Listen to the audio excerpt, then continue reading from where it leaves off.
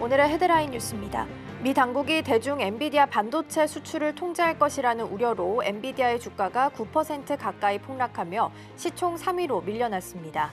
이는 중국이 엔비디아의 최신 칩 블랙웰을 밀수하고 있다는 보도에 따른 여파로 전일 월스트리트저널은 미국 정부의 수출 금지에도 중국 업자들이 블랙웰을 3국을 통해 우회적으로 들여오고 있다고 보도했습니다. 도널드 트럼프 대통령의 디지털 가상자산 전략 비축 추진 발언으로 급등했던 비트코인이 하루 만에 상승폭을 반납했습니다. 트럼프 대통령이 비축 대상 암호화폐를 구체적으로 언급한 것은 이번이 처음으로 이에 따른 기대감으로 상승세를 보였으나 이후 차익 실현 매물이 출회되며 조정을 받았습니다. 트럼프 관세 폭탄 실행일이 다가오고 미국과 우크라이나의 갈등이 고조되는 모습에 국제유가가 2% 급락했습니다. 트럼프의 관세 폭탄이 불러올 인플레이션에 대한 우려와 더불어 젤렌스키와 트럼프의 회담이 결렬됨에 따라 러시아를 향한 미국의 전면 제재가 더 빨리 해제될 수 있다는 전망에 따른 영향으로 풀이됩니다. 미국이 예고한 대로 중국에 대한 10% 추가 관세를 부과하기로 최종 결정했습니다. 트럼프 대통령은 중국에 관한 추가 관세를 모두 20%로 올리는 행정명령에 서명하며 중국의 좀비 마약 펜타닐 대응 노력 미흡에 관해 언급했습니다. 시청자 여러분 안녕하세요. 여러분의 성공 투자를 응원합니다. 출발 증시와이드 1부 시작합니다. 진행의 이가은입니다. 연휴는 잘 보내고 오셨나요? 우리가 쉬어가는 사이 미국 시장에서는 다양한 뉴스들이 보도가 됐습니다. 먼저 지난주 금요일장 기준으로 돌아가 본다면 젤렌스키 우크라이나 대통령과 트럼프 대통령의 설전 끝에 협상은 결렬이 됐습니다. 그럼에도 불구하고 이날은 저가 매수세가 유입이 되는 모습이었는데요. 다만 어제장 기준으로는 분위기가 사뭇 바뀌었습니다. 트럼프 대통령이 예정대로 이 관세맨답게 이 관세를 예정대로 부과하겠다라고 언급을 했기 때문이었습니다. 아무래도 빅테크 기술주 위주로 좀 하락폭이 깊은 모습이었는데요. 특히 엔비디아가 8.9% 넘게 하락하는 모습을 보였습니다. 안 그래도 관세에 대해서 걱정을 하고 있던 와중에 이 중국에서 블랙웰 칩을 제3국을 통해서 우회적으로 들여오고 있다라는 소식이 보도가 됐기 때문입니다. 그렇게 된다면 미국 정부에서 규제가 좀 심각해질 수 있다라는 우려 속에 지수를 끌어내리는 모습이었습니다. 안 그래도 잘 버티고 있었던 우리 시장 지난주 금요일에는 3% 넘게 밀리는 모습을 보이기도 했는데요. 이러한 시장 속에서 어떤 전략들 세우면 좋을지 함께 점검해 보도록 하겠습니다. 자, 그럼 먼저 오늘 저희가 준비한 코너부터 소개해드리겠습니다. 먼저 첫 번째로는 빅애플 스탁 준비되어 있습니다. 얼마 전에 바이비트 거래소의 해킹 사건 배후로 이 북한의 해킹 조직인 라자루스 그룹이 언급이 됐습니다. 이를 포함한 경제 키워드 내용들 함께 살펴보겠고요. 더불어서 코인 라이브를 통해서는 코인 시황과 뉴스들 함께 점검해 보도록 하겠습니다. 자, 그럼 오늘의 출발 증시와이드 본격적으로 시작해 보도록 하겠습니다.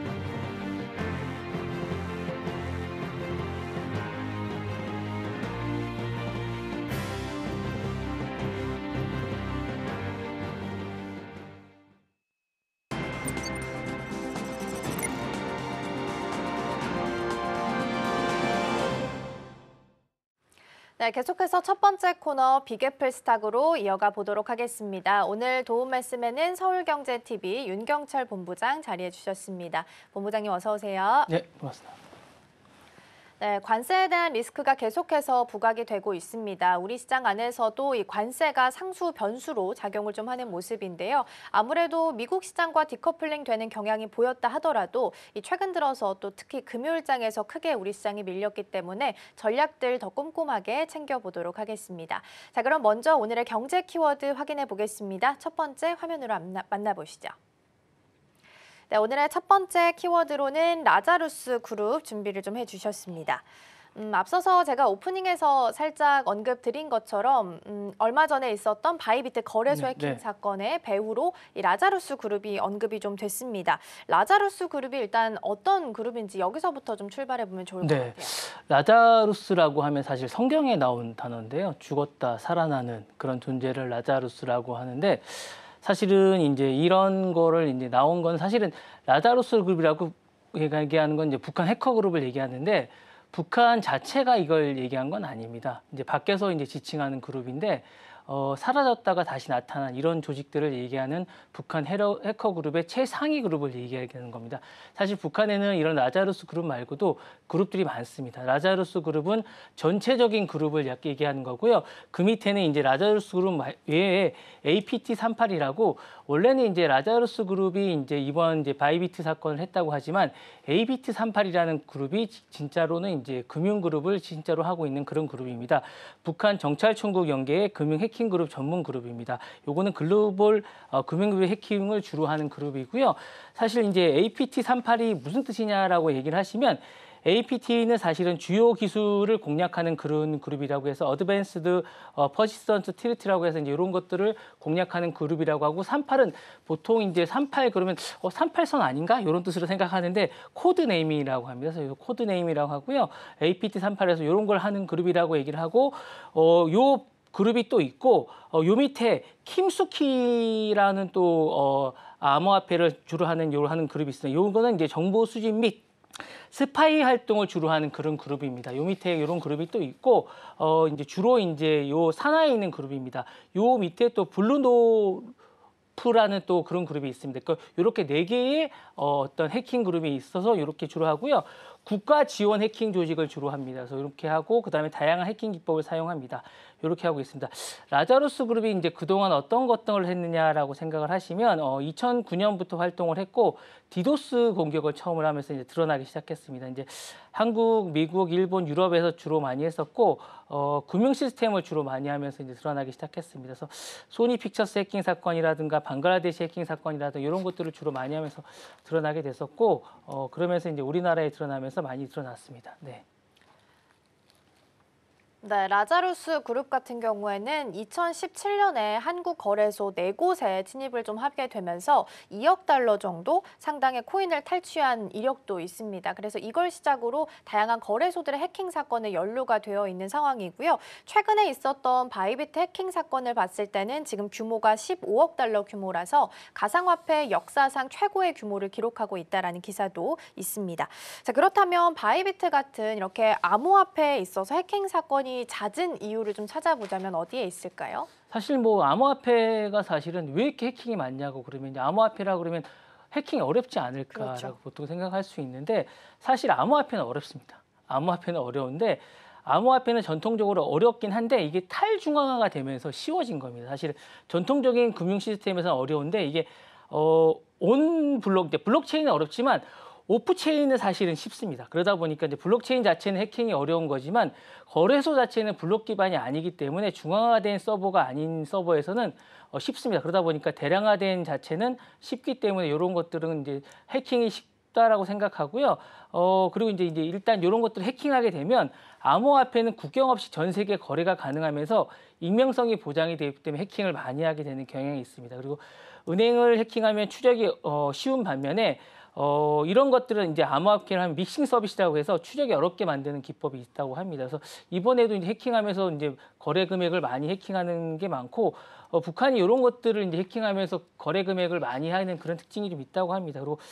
그리고 이제 이런 것들을 사람들이 수수료가 좀 때문에 아까워서 많은 사람들이 2단계 같은 걸 많이 안 하고 거래소에 많이 놔두는 게 좀 있다고 합니다. 그래서 콜드 월렛 같은 데로 옮겨야 되는데 그런 작업들을 많이 안 하면서 이런 것들을 많이 하다 보니까 좀 핫 월렛에 해킹하는 방식을 많이 하게 되고 그러다 보니까 이제 돈을 많이 잃게 되는 게 아닌가라는 생각이 좀 듭니다. 네. 예.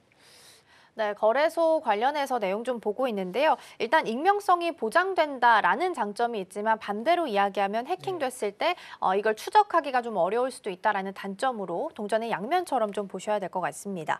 라자루스 그룹이 일단 북한에 있는 해킹 그룹으로 지금 지목이 좀 되고 있는데 이렇게 탈취한 자금들은 어디에 좀 사용이 되게 될까요? 뭐 아무래도 북한 쪽에 이제 정권을 유지하는 데 사용하지 않을까라는 생각이 들고 있고 라자루스 그룹이 이제 기본적으로 이제 해킹한 다음에 무기나 그런 개발 자금으로 사용하지 않을까라는 생각이 이제 추측이 되고 있습니다. 그래서 그런 그 자금으로 많이 사용되고 있는데 기본적으로 일단 막으려고 많이 노력을 하고 있습니다. 그리고 이제 여러 가지 방법을 통해서 이제 이런 걸 하고 있는데 원체 이쪽으로 이제 발달돼 있는 그룹이라 생각하고 있고 금액 자체도 해킹 자체도 이제 큰 쪽에 이제 어떤 거래소 자체들은 보안이 잘 돼 있지만 작은 거래소들이 최근에 많이 늘고 있습니다. 이제 이런 쪽에서는 이제 해킹이 아무래도 많이 일어나고 이런 타깃을 많이 하게 됩니다. 그리고 이제 콜드블렛으로 옮기는 것들에 대해서 너무 아까워하는 분들이 많으세요. 그러다 보니까 이런 것이 많이 타깃이 되고 있는 경향이 많습니다. 네.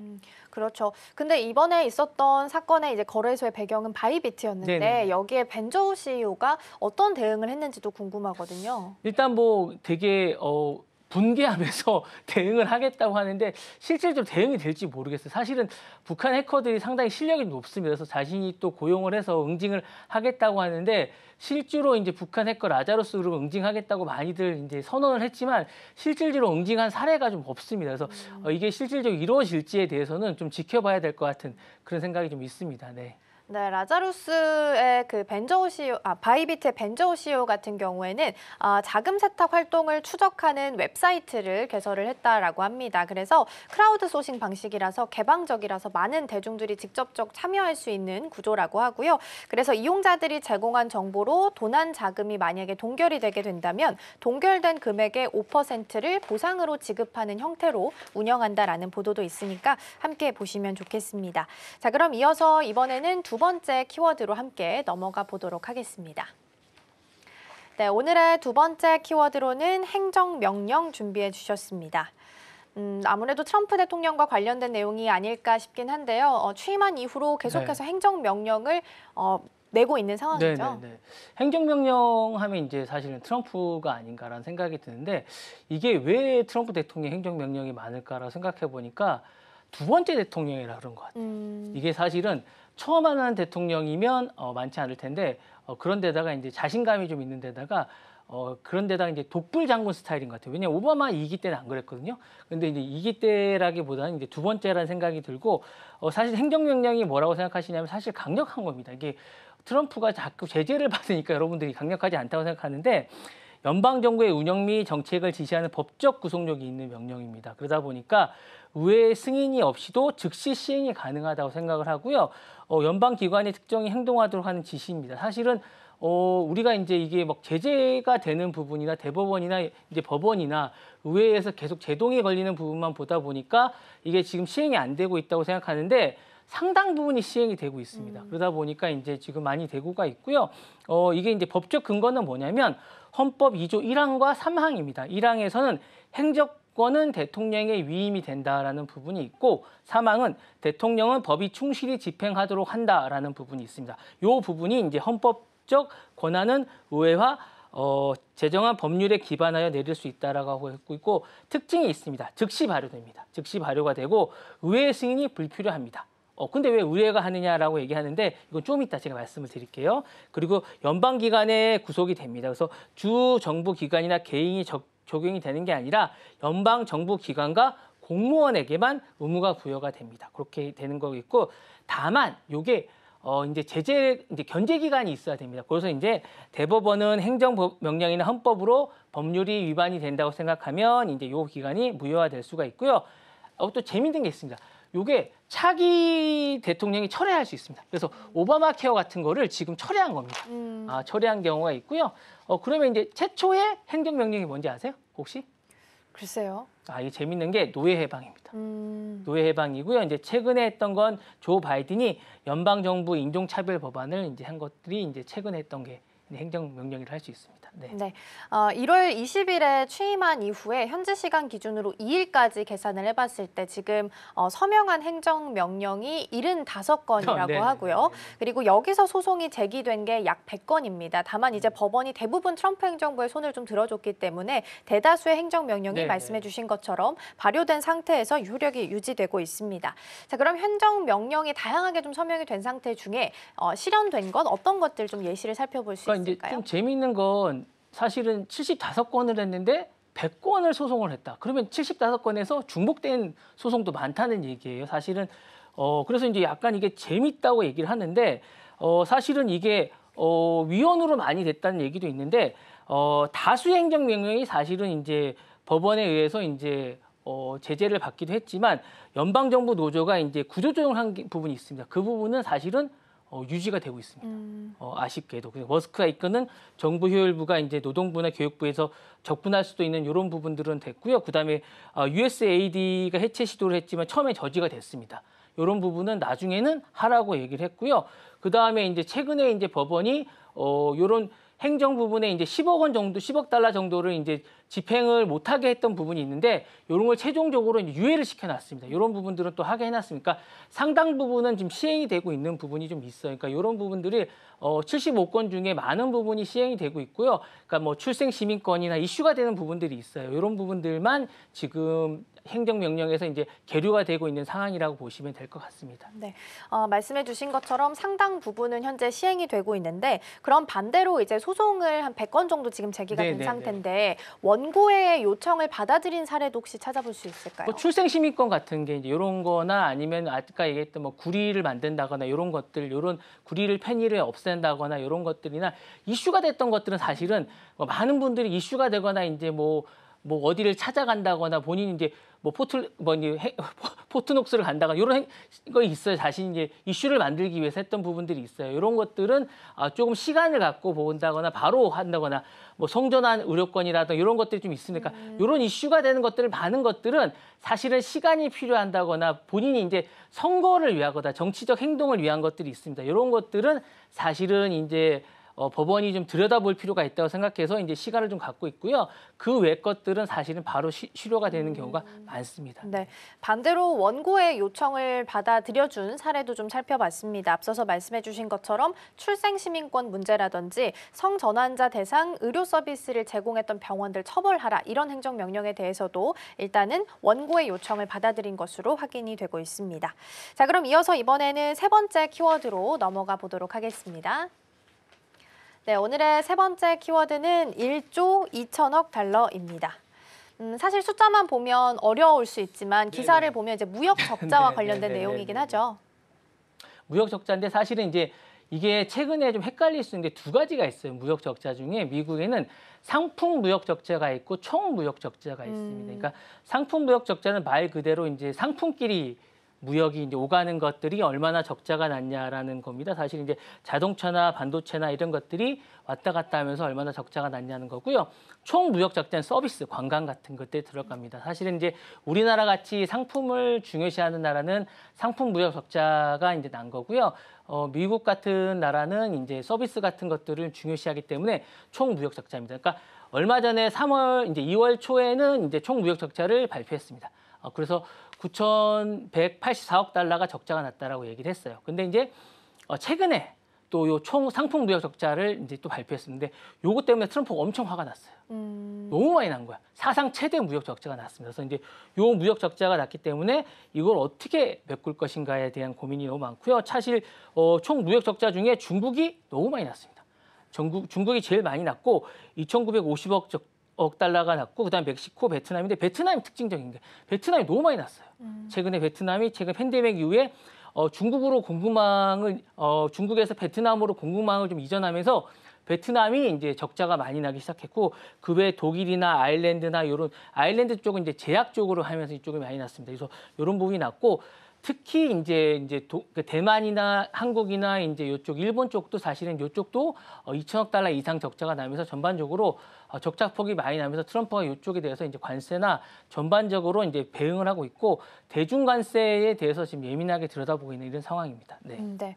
관세는 특히나 지난주부터 해서 계속해서 시장에서는 변수로 좀 작용을 하고 있는 상태라서 좀 살펴볼 필요가 있어 보입니다. 그렇다면 무역 적자가 이렇게 누적이 되고 있으니까 트럼프 대통령이 앞으로 취할 태도, 어떤 태도를 좀 예상을 해야 될까요? 일단은 관세가 제일 중요할 것 같은데요. 저는 그거와 더불어 방위비 부분도 좀 많이 들여다볼 것 같아요. 이걸 지금은 들여다보고 있지 않은데 여러 가지 좀 카드가 있을 것 같긴 한데 방위비와 이제 자신들이 많이 하는 이제 하드웨어 쪽을 팔 것 같아요. 그러니까 만약에 이제 뭐 국방비 관련해서 자신들이 많이 하는 보잉사나 뭐 로키드사나 마틴 로키드사나 국방비 관련해서 이런 무기들을 많이 팔지 않을까라는 생각이 들고 있고 최근에 많이 하는 것들은 와서 공장을 지어라. 현지화 전략을 리쇼링 전략 중에 하나 이런 것들을 많이 할 것 같아요. 이게 투 트랙인데요. 사실은 방위비 같은 것도 팔고 그다음에 리쇼링 전략이 아주 큰 것 같습니다. 그래서 사실은 뭐 일라일릴리 같은 경우도 사실은 와서 이제 어쩔 수 없이 짓는 것 같아요. 애플도 와서 사실은 자사국이지만 그런 걸 짓는 것 같고 인텔도 뭐 짓다가 이제 포기하긴 했지만 어쨌든 그런 전략이 상당수가 먹히고 있는 것 같습니다. 사실은 멕시코도 그런 것 같고 많은 나라들이 그런 전략을 하고 있는 것 같고 그다음에 이제 뭐 하다못해 이제 코카콜라 같은 경우도 원래 플라스틱을 많이 안 했는데 플라스틱을 늘리고 있는 것도 알루미늄 같은 이런 것들도 막 관련해서 이렇게 하는 전략인 것 같은데 이런 적자를 메꾸기 위한 전략 중에 하나가 아닌가라는 생각이 듭니다. 그 외에 많은 것들도 있지만 관세는 사실은 어떤 협상에 관한 어떤 전략 중에 하나지만 실질적으로는 일자리를 늘리고 자신들의 이익을 하기 위해서는 리쇼링과 방위비와 뭐 이런 현지화 전략 이런 것들이 더 주력이 아닐까 생각이 좀 듭니다. 제가 무역 적자를 하기 위해서는. 네. 네, 무역 적자에 대해서 좀 살펴보고 있는데요. 전반적인 태도를 봤을 때는 미국에서 지으면 관세를 부과하지 않겠다라는 네네네. 태도를 지금 취하고 있습니다. 관세 타임라인대로 보면은 현지 시간 기준으로 3월 4일인 오늘이죠. 오늘부터는 캐나다랑 멕시코의 예정대로 관세 부과할 예정이고요. 특히나 중국 쪽에는 10% 추가 관세 이야기 나오고 있습니다. 현지 시간으로 3월 12일 되면 철강과 알루미늄에 대한 관세 부과 이야기도 있고 4월 2일 되면 상호 관세에 대해서도 예정대로 이 타임라인대로 부과하겠다라는 내용들 보도가 되고 있습니다.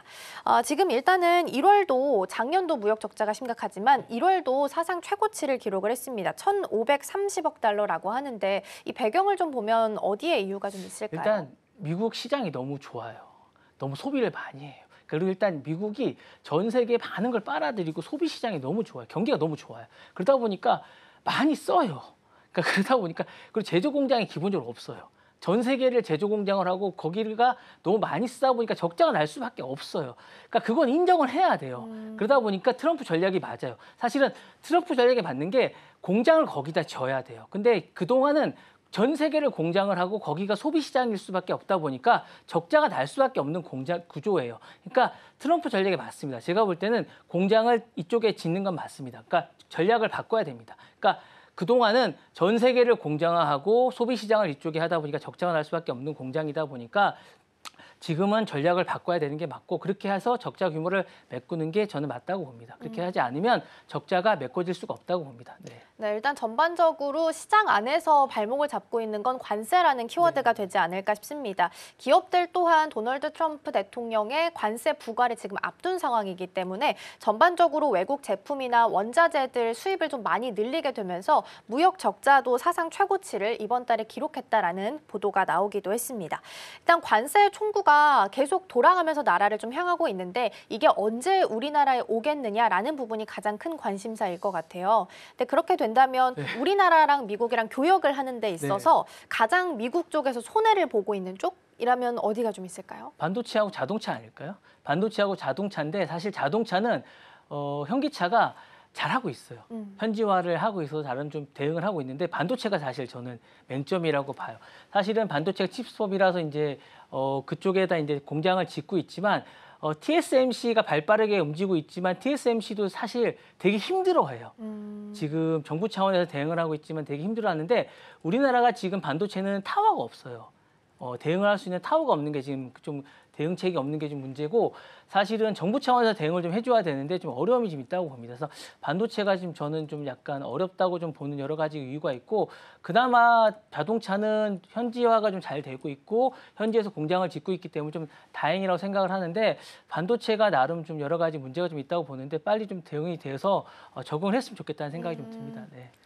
네, 반도체랑 자동차 쪽 말씀을 좀 해주셨는데 자동차가 가장 좀 심각하게 이야기가 좀 나오고 있고요. 더불어서 뭐 휴대폰이나 의약품 쪽에서도 언급이 좀 되고 있습니다.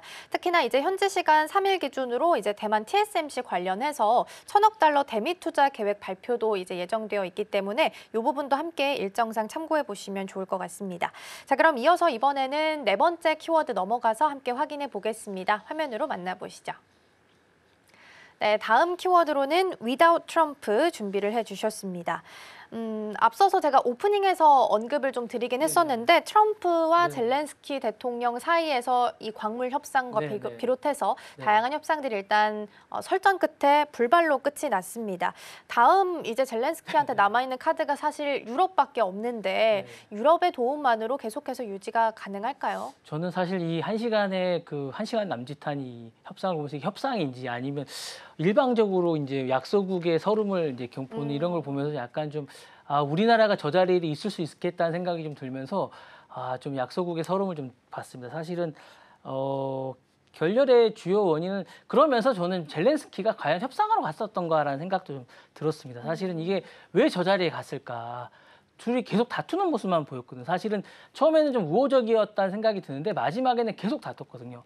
사실 왜 저 자리에 갔었고 무슨 이야기를 하러 갔었나는 생각이 좀 들었습니다. 사실은 계속 다투고 왜 너는 사과를 하지 않느냐. 그리고 당신은 뭐 평화를 위해서는 나를 도와줘야 되는 서로가 각자의 주장만 하고 있었거든요. 그러니까 이건 협상이 아니라 사실 왜 각자의 주장만 하면서 그냥 타협을 하지 않고 각자 헤어지는가라는 생각이 좀 들었거든요. 그래서 좀 그런 생각이 좀 들었고 사실은 당연히 저거는 이제 대화를 보면서 협상할 수 없다라는 생각이 들었습니다. 그래서 향후에 이제 각자의 길을 가지 않을까라는 생각이 들었는데 미국 도움 없이는 사실 힘들지 않아요. 왜냐하면 그동안도 미국의 도움을 받고서도 되게 힘들게 지금 전쟁을 이끌어왔기 때문에 힘들다는 생각은 했는데 뭐 다행히 지금 유럽이 뭐 끝나자마자 영국 총리가 키머 스타머 총리가 27억 달러를 지원하겠다고 하고 뭐 다른 우크라이나도 사실은 이제 자체 방어를 하고 이제 연간 자체 300억 달러 이상의 자체 무기를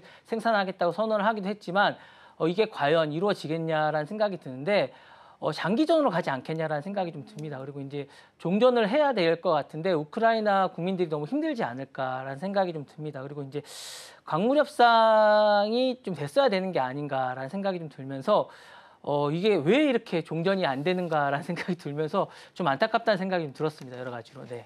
네, 현지 시간으로 2월 28일에 젤렌스키 우크라이나 대통령과 트럼프 대통령이 만났습니다. 그리고 설전을 벌인 끝에 결국에는 사실상 파국으로 끝을 맺었는데요. 네, 주말 사이 아마 뉴스 나온 거 보셨겠지만 젤렌스키 대통령이 그래도 수습하려고 좀 안간힘을 쓰는 모습이었습니다. 트럼프 대통령 만나고 나서 이제 영국 쪽에 가서 긴급 유럽 정상회의에 참석을 했고요. 여기서 이제 광물 협상에 대해서 서명할 준비가 됐다. 다시 만나서 진짜 문제를 좀 풀고 싶다라고 긍정적으로 좀 이야기하기도 했습니다.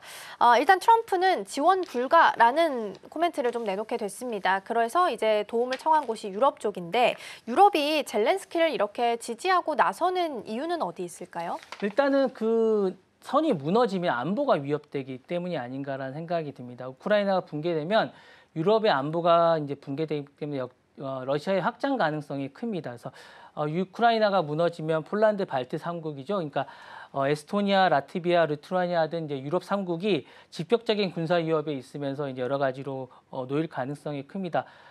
나토 회원국이 이제 그 공격을 받으면 집단 방위에 따라 전쟁이 확대될 위험이 있습니다. 그리고 전쟁이 유럽 본토로 확대될 가능성이 큽니다. 러시아가 우크라이나를 점령하면 유럽 내 친러 성향이 강하게 되고요. 동유럽 전체가 이제 불안해지면 난민이 증가되고 경제가 타격을 입을 가능성이 크기 때문에 이제 지원하게 될 가능성이 크고요.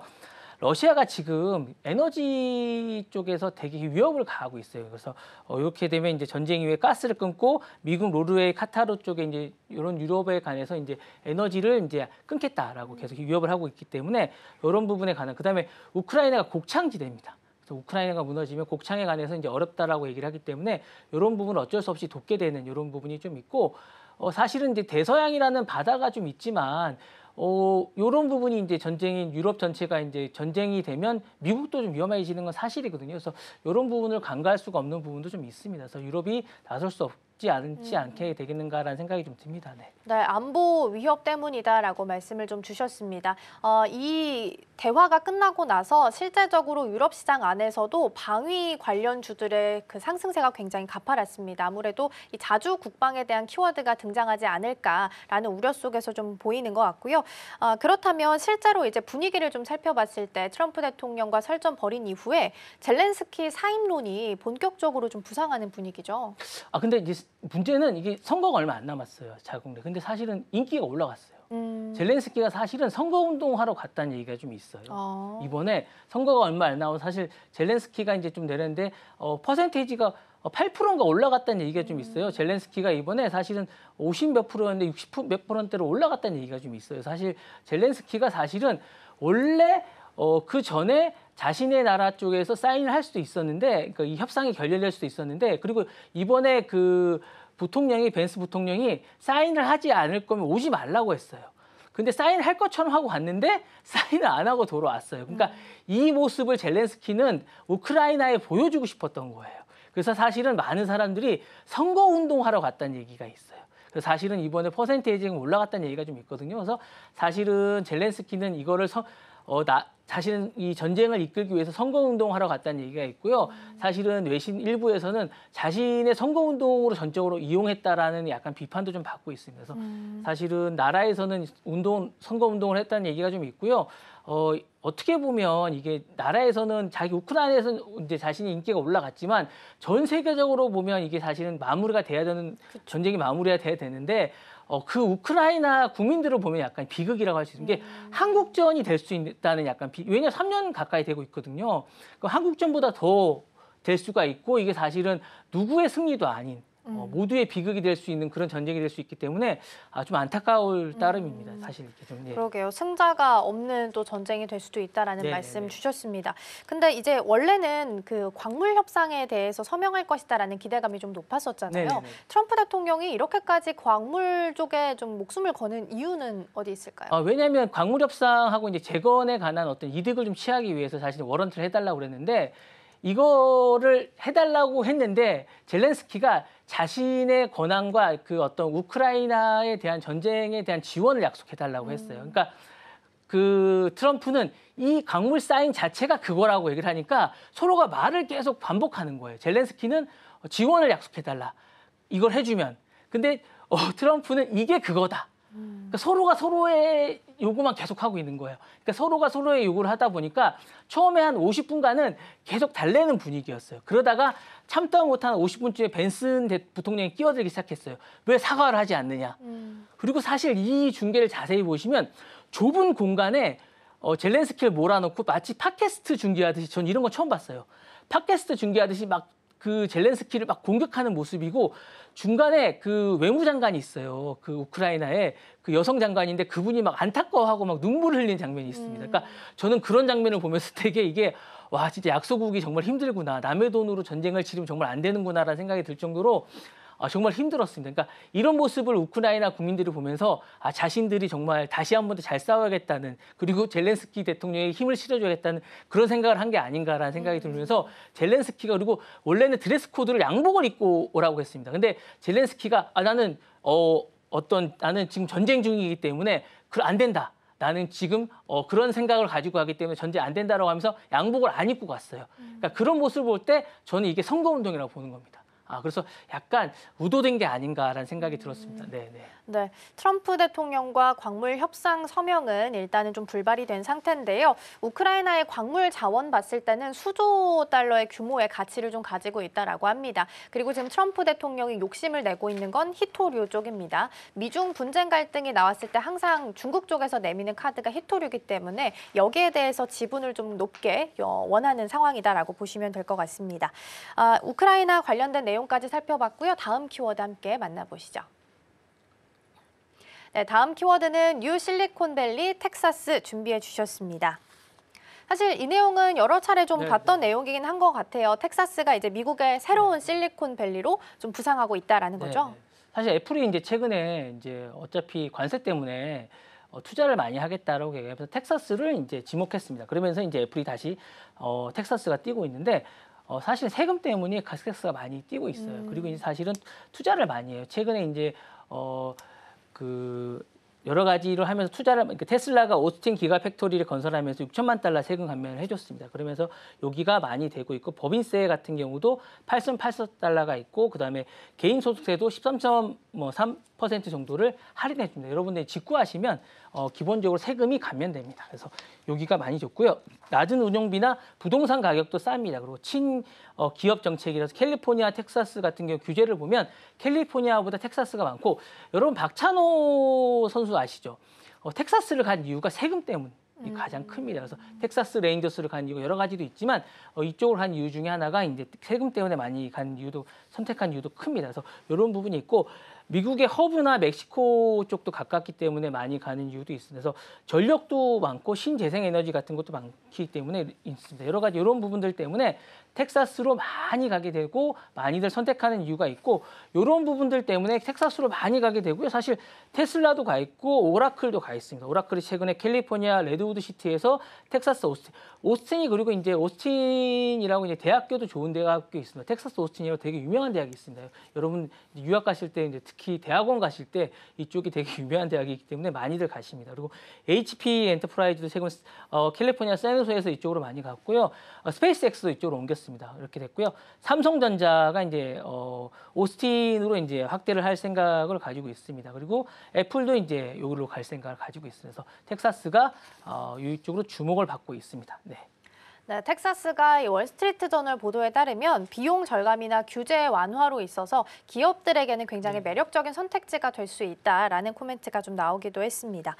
일단은 모든 면에 있어서는 장단점은 같이 나타나게 되잖아요. 장점으로 뭐 세금 감면이나 비용 완화라는 측면이 있다면 반대로 단점으로 본다면 어떤 점이 좀 있을까요? 이런 겁니다, 여러분. 신도시라고 생각하시면 돼요. 신도시 단점이 뭐예요? 교통? 그렇죠. 그러니까 이게 교통과 인프라가 성형이 안 돼 있어요. 일단 신도시 가면 여러분 뭐 없어요. 가면 뭐 아무것도 없어요. 일단 빠른 인구 유입이 되니까 기관 시설이 아무것도 없어요. 그리고 가격이 너무 폭등해 있어요. 빨리 가니까 뭐 가격이 너무 빨리 폭등해 있어요. 그러니까 가격이 최근에 텍사스 오스틴 가격이 최근에 너무 폭등했어요. 50% 가까이서 폭등했어요. 그러니까 이게 그리고 교통 책정이 있고 뭐 하나 기다리려면 엄청 많이 기다려야 돼요. 이런 게 그리고 생활비 부담이 너무 많이 돼요. 그리고 이제 교통체증이나 대중교통의 미비가 있어서 너무 힘듭니다. 그리고 여기가 사실은 텍사스가 여러분 이렇게 사막 같은 데니까 너무 더워요. 40도까지 올라갑니다. 40도. 40도 말이 40도지 너무 덥습니다, 여러분. 그리고 이제 정전 사태가 많이 됩니다. 정전 사태가 많이 되고 윈더스톰이라 그래가지고 여러분 이게 정전 사태 되면 되게 힘듭니다, 여러분. 한번 가보시면 아시겠지만 되게 힘들고요. 그리고 이제 자체 전력망이 있다고 하지만 이제 전력 같은 게 잘 안 될 때도 많고요. 그리고 이제 사실 아직까지 인구 유입이 많이 안 되는, 인구가 적습니다, 텍사스가 생각보다. 땅은 넓은데 인구가 적고, 사실 이런 많은 정책들이 하는 게 인구 유입을 하기 위한 거예요, 여러분. 그러니까 사실은 우리나라도 보면 이제 이렇게 뭐 여러 가지 기관들이 많이 하는 것들이 여러 가지 이제 지자체들이 많은 정책들을 하는 이유 중에 많은 정책을 하는 이유가 있지 않습니까? 그런 것들은 인구 유입을 하기 위한 게 많아요. 그러니까 인구 유입을 많이 하는 것들이 하다 보니까 인구가 적습니다. 좋은 인력들이 많이 없어요. 그러다 보니까 인력들이 좋은 게 뭐 없어요. 인재풀이 약합니다. 그런 게 좀 있고, 그다음에 그러다 보니까 인재들이 가기가 꺼려해요. 갔다가도 다시 다른 데로 캘리포니아 다시 가요. 아직까지 실리콘밸리를 할 수 없어요. 그런 것 좀 있고, 그리고 여기가 보수적이에요. 아주 극단적인 마초주의가 아주 상해요. 그래서 여성들이나 이런 분이 생활하기가 좀 힘듭니다. 그리고 이제 소수자들이나 이런 분들이 좀 힘듭니다. 너무 백인 우월주의가 좀 강하고 그렇기 때문에 좀 그런 부분들이 좀 힘든 부분이 좀 있습니다. 네. 네. 예. 일단은 여러 가지 단점을 가지고 있음에도 불구하고 새로운 실리콘밸리로 텍사스가 떠오르고 있다라는 내용 살펴봤습니다. 자, 그럼 이어서 오늘의 마지막 키워드 함께 확인해 보시죠. 네, 오늘의 마지막 키워드는 미키 17 그리고 루비 준비해 주셨습니다. 미국 기준으로는 미키 17이 이제 3월 7일 그리고 제니도 3월 7일에 동시에 미국에서 앨범을 좀 발매할 예정입니다. 어떤 내용일까요? 뭐 봉준호 감독하고 이제 제니가 이제 3월 7일 날 동시에 영화가 개봉되고 앨범이 처음으로 나옵니다. 사실은 이제 대단한 겁니다. 사실은 이제 우리나라는 이미 둘 다 선보인 작품이긴 한데 저는 정말 뿌듯한 것 같아요. 미국에 정말 이 두 아티스트와 두 감독이 한 아티스트와 한 감독이 이렇게 대단한 걸 선보인다는 게 그리고 둘 다 월스트리트에 정말 저는 이렇게 두 사람이 이렇게 나온 게 정말 대단한 것 같아요.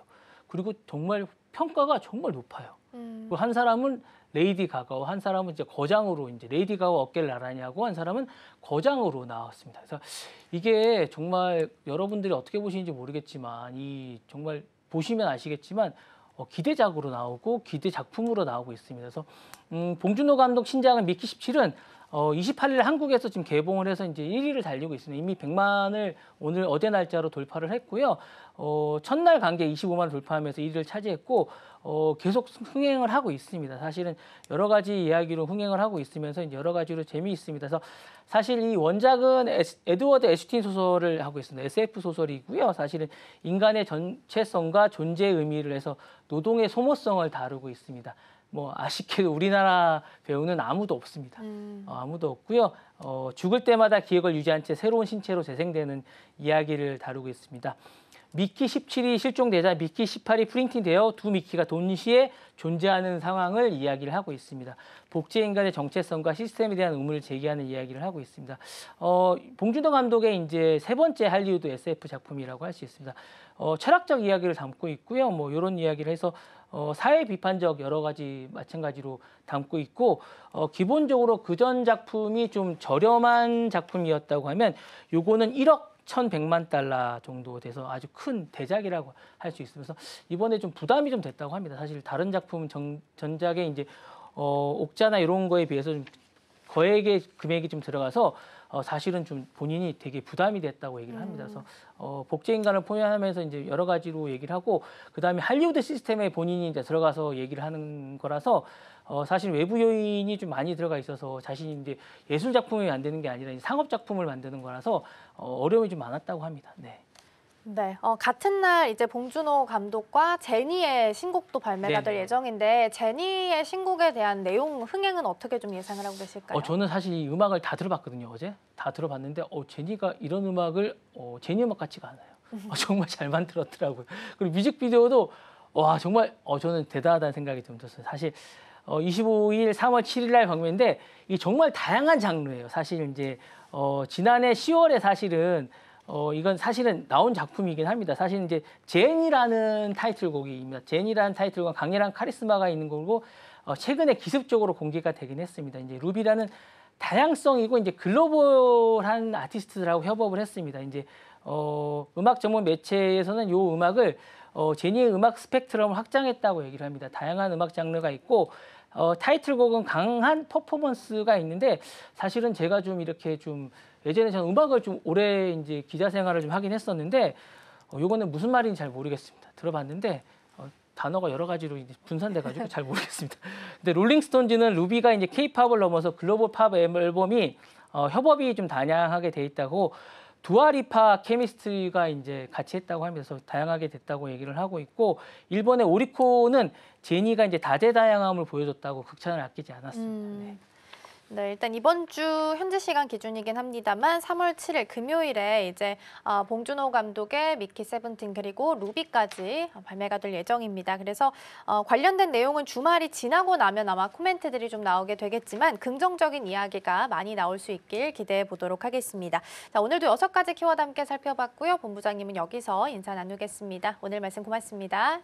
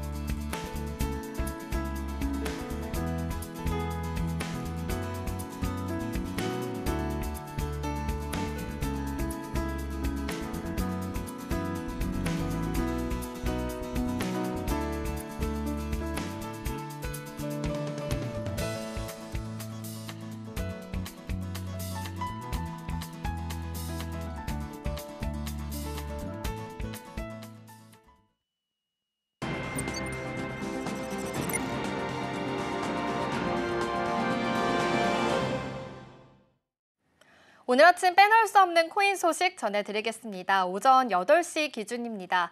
비트코인과 이더리움, XRP 모두 다 하락세로 지나고 있습니다. 폭락을 하던 지난주와 좀 다른 흐름 이어졌다가요. 오늘 아침 새벽에 이슈로 인해서 하락 흐름 이어지고 있는데요. 도널드 트럼프 미국 대통령이 가상자산 산업을 육성하기 위해서 가상자산을 전략적으로 비축하겠다라고 밝혔습니다. 비트코인과 이더리움을 중심으로 될 것이고 또 XRP와 솔라나, 에이다 등도 포함된다라고 전했습니다. 가상자산을 전략적으로 비축하는 것은 전략적으로 중요한 에너지원인 이 석유를 유사시에 대비해서 비축하는 것처럼 미국 정부가 범죄자들로부터 압수한 비트코인을 매각하지 않고 계속 보유하거나 정부 예산을 새롭게 구매해서 일정 수준을 유지하는 것을 말합니다. 이 이슈로 인해서 비트코인 지금 8% 하락 흐름 이어지고 있는데요. 좀 당선 후에도 이 비트코인의 사상 최고치인 이 10만 8천 달러까지 올라갔었는데 최근 이 경제적 불확실성이 확대가 되면서 7만 8천 달러대까지 급락을 했습니다. 오늘도 이렇게 하락세 이어지고 있습니다. 이어서 이더리움도 살펴보겠습니다. 오늘 14% 하락 흐름 이어지고 있는데요. 먼저 이더리움은 이 강한 상승세를 보여주기도 했었는데 이 트럼프 대통령이 나는 비트코인과 이더리움을 사랑한다라고 말하기도 했었기 때문입니다. 가상화폐에서는 이 가상자산 비축에 따른 수익이 36조 달러에 달하는 미국의 국가 부채를 줄이는 데 도움이 되고 언젠가 세계 경제가 가상화폐로 운영될 경우 미국의 경제적 우위를 보장할 수 있다라고 주장을 했습니다. 트럼프 대통령은 지난해 7월 세계 최대 가상화폐 연례 행사인 비트코인 2024 컨퍼런스에 참석했을 때도 미국이 지구의 가상화폐 수도이자 세계의 비트코인 슈퍼파워가 되도록 하겠다라고 말한 바가 있습니다. 이어서 리플도 살펴보겠습니다. 리플 17% 폭락이 이어지고 있는데요. 리플 지난해 12월 이후에 2달러 지지선 아래로 최소 4번 하락을 했습니다. 매번 매수세가 유입이 되면서 지켜졌다라고 강조는 했었는데요. 리플 같은 경우는 바이든 정부 임기 동안 발행사 리플랩스와 미국의 증권거래위원회 SEC 간 소송전이 있었지만 트럼프 당선으로 이 법적 리스크가 해소가 되면서 가격이 크게 오른 바가 있었습니다. 그럼 주요 알트코인 가운데 시장에 관심을 많이 받은 8개 코인 살펴보겠습니다. 전반적으로 하락세가 깊습니다. 먼저 솔라나부터 살펴보겠습니다. 20% 폭락이 이어지고 있는데요. 최근 55% 폭락 후에 반등에 좀 오늘 성공을 했다가 새벽에 발표로 인해서 다시 이렇게 하락으로 돌아섰습니다. 이 솔라나와 에이다 역시도 트럼프 대통령의 전략적 암호화폐 준비금 발표와 관련이 있는데요. 국가 준비금에 포함된다라는 소식이 투자 심리를 자극하면서 시장 상승을 견인을 했었습니다. 이 핀볼트는 비트코인 반감기 이후에 강세장을 예측하는 역사적 패턴을 고려할 때 이 솔라나가 2025년 12월까지 500에서 700달러에 도달할 가능성이 크다라고 보도했습니다. 이는 기술 발전과 또 시장 내 입지 강화, 기관 투자 확대, 거시경제 흐름 등을 반영한 결과다라고 보고 있습니다. 에이다도 살펴보겠습니다. 에이다가 유독 크게 올랐다가 좀 빠진 이유가 있었는데요. 오늘 24% 빠졌는데 좀 그간의 트럼프 효과를 덜 본 코인이다라고 분석이 되면서 어제장에서는 가장 큰 폭으로 상승하기도 했었습니다.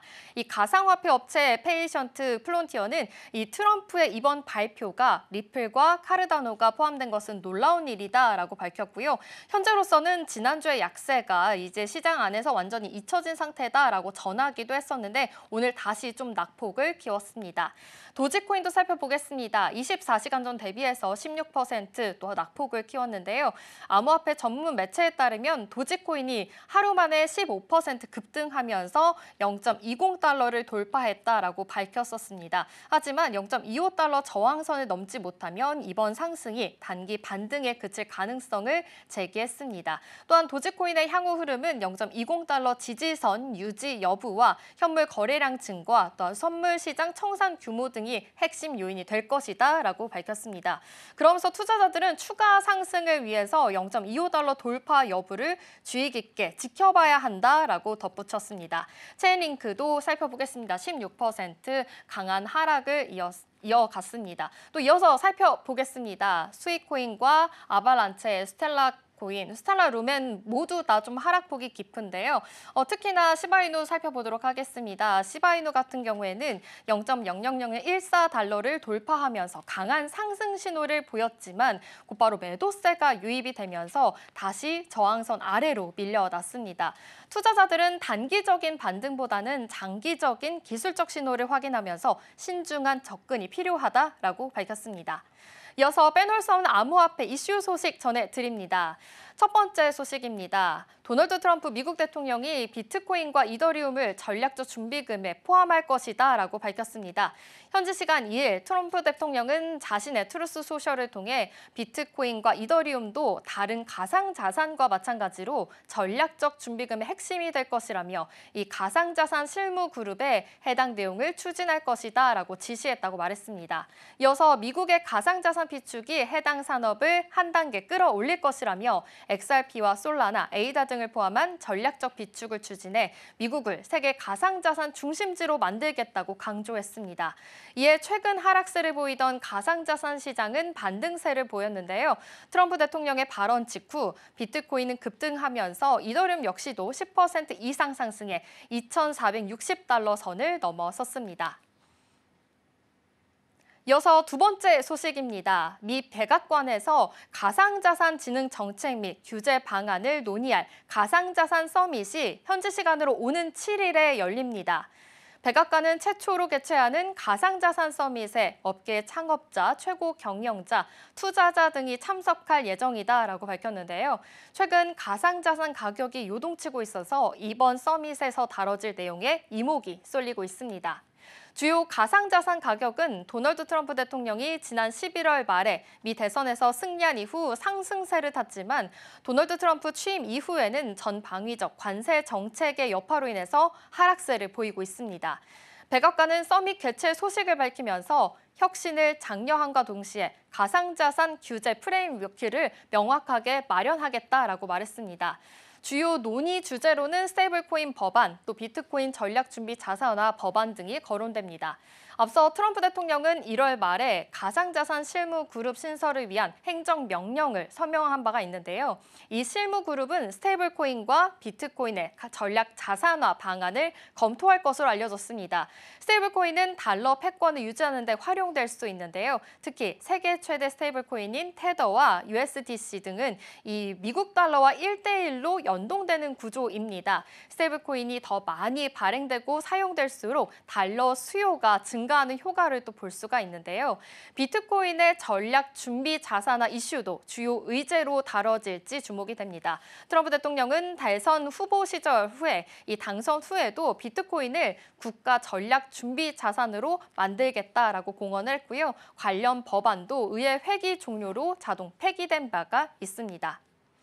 이어서 세 번째 소식입니다. 미국의 증권거래위원회가 암호화폐 거래소 크라켄에 대한 소송을 취하하기로 원칙적으로 합의했습니다.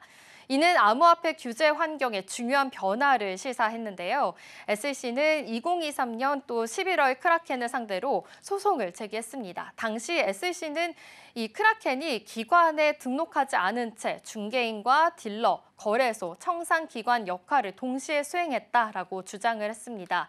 또한 고객에게 암호화폐 자산과 또 법적 통화의 이 자산에 관한 혼합을 했다라고 밝히기도 했는데요. 이는 이 독립감사인이 고객에게 상당한 손실 위험으로 식별했던 부분입니다. 결국 이번 소송 취하는 크라켄에게 큰 승리로 볼 수가 있겠는데 요즘 SEC가 이 최근 주요 암호화폐 기업들에 대한 법적 조치를 또 완화하고 있습니다. 지난주에는 SEC가 이 코인베이스 글로벌과 컨센서스에 대한 사건을 기각했고요. 여러 암호화폐 회사들에 대한 조사를 중단하기도 했는데요. 이러한 조치들은 규제 기관이 개별 사례별로 또 접근 방식에서 벗어나서 암호화폐 자산에 대한 포괄적이고 명확한 규제 프레임워크를 개발하는 방향으로 전환하고 있음을 보여주고 있습니다. 이어서 네 번째 소식입니다. 글로벌 가상자산 거래소 바이낸스가 유럽 경제 지역 사용자들을 대상으로 미카법 미준수 스테이블 코인 상장 폐지를 밝혔습니다. 현지 시간 3일 바이낸스는 공식 홈페이지를 통해 유럽연합 당국의 지침에 따라서 EEA 내에서 이 미카 미준수 스테이블코인 거래 페어를 상장 폐지한다라고 밝혔는데요. 해당 가상자산은 테더와 퍼스트 디지털 USD 그리고 트루 USD, 팍스 달러와 다이 등이라고 밝혔습니다.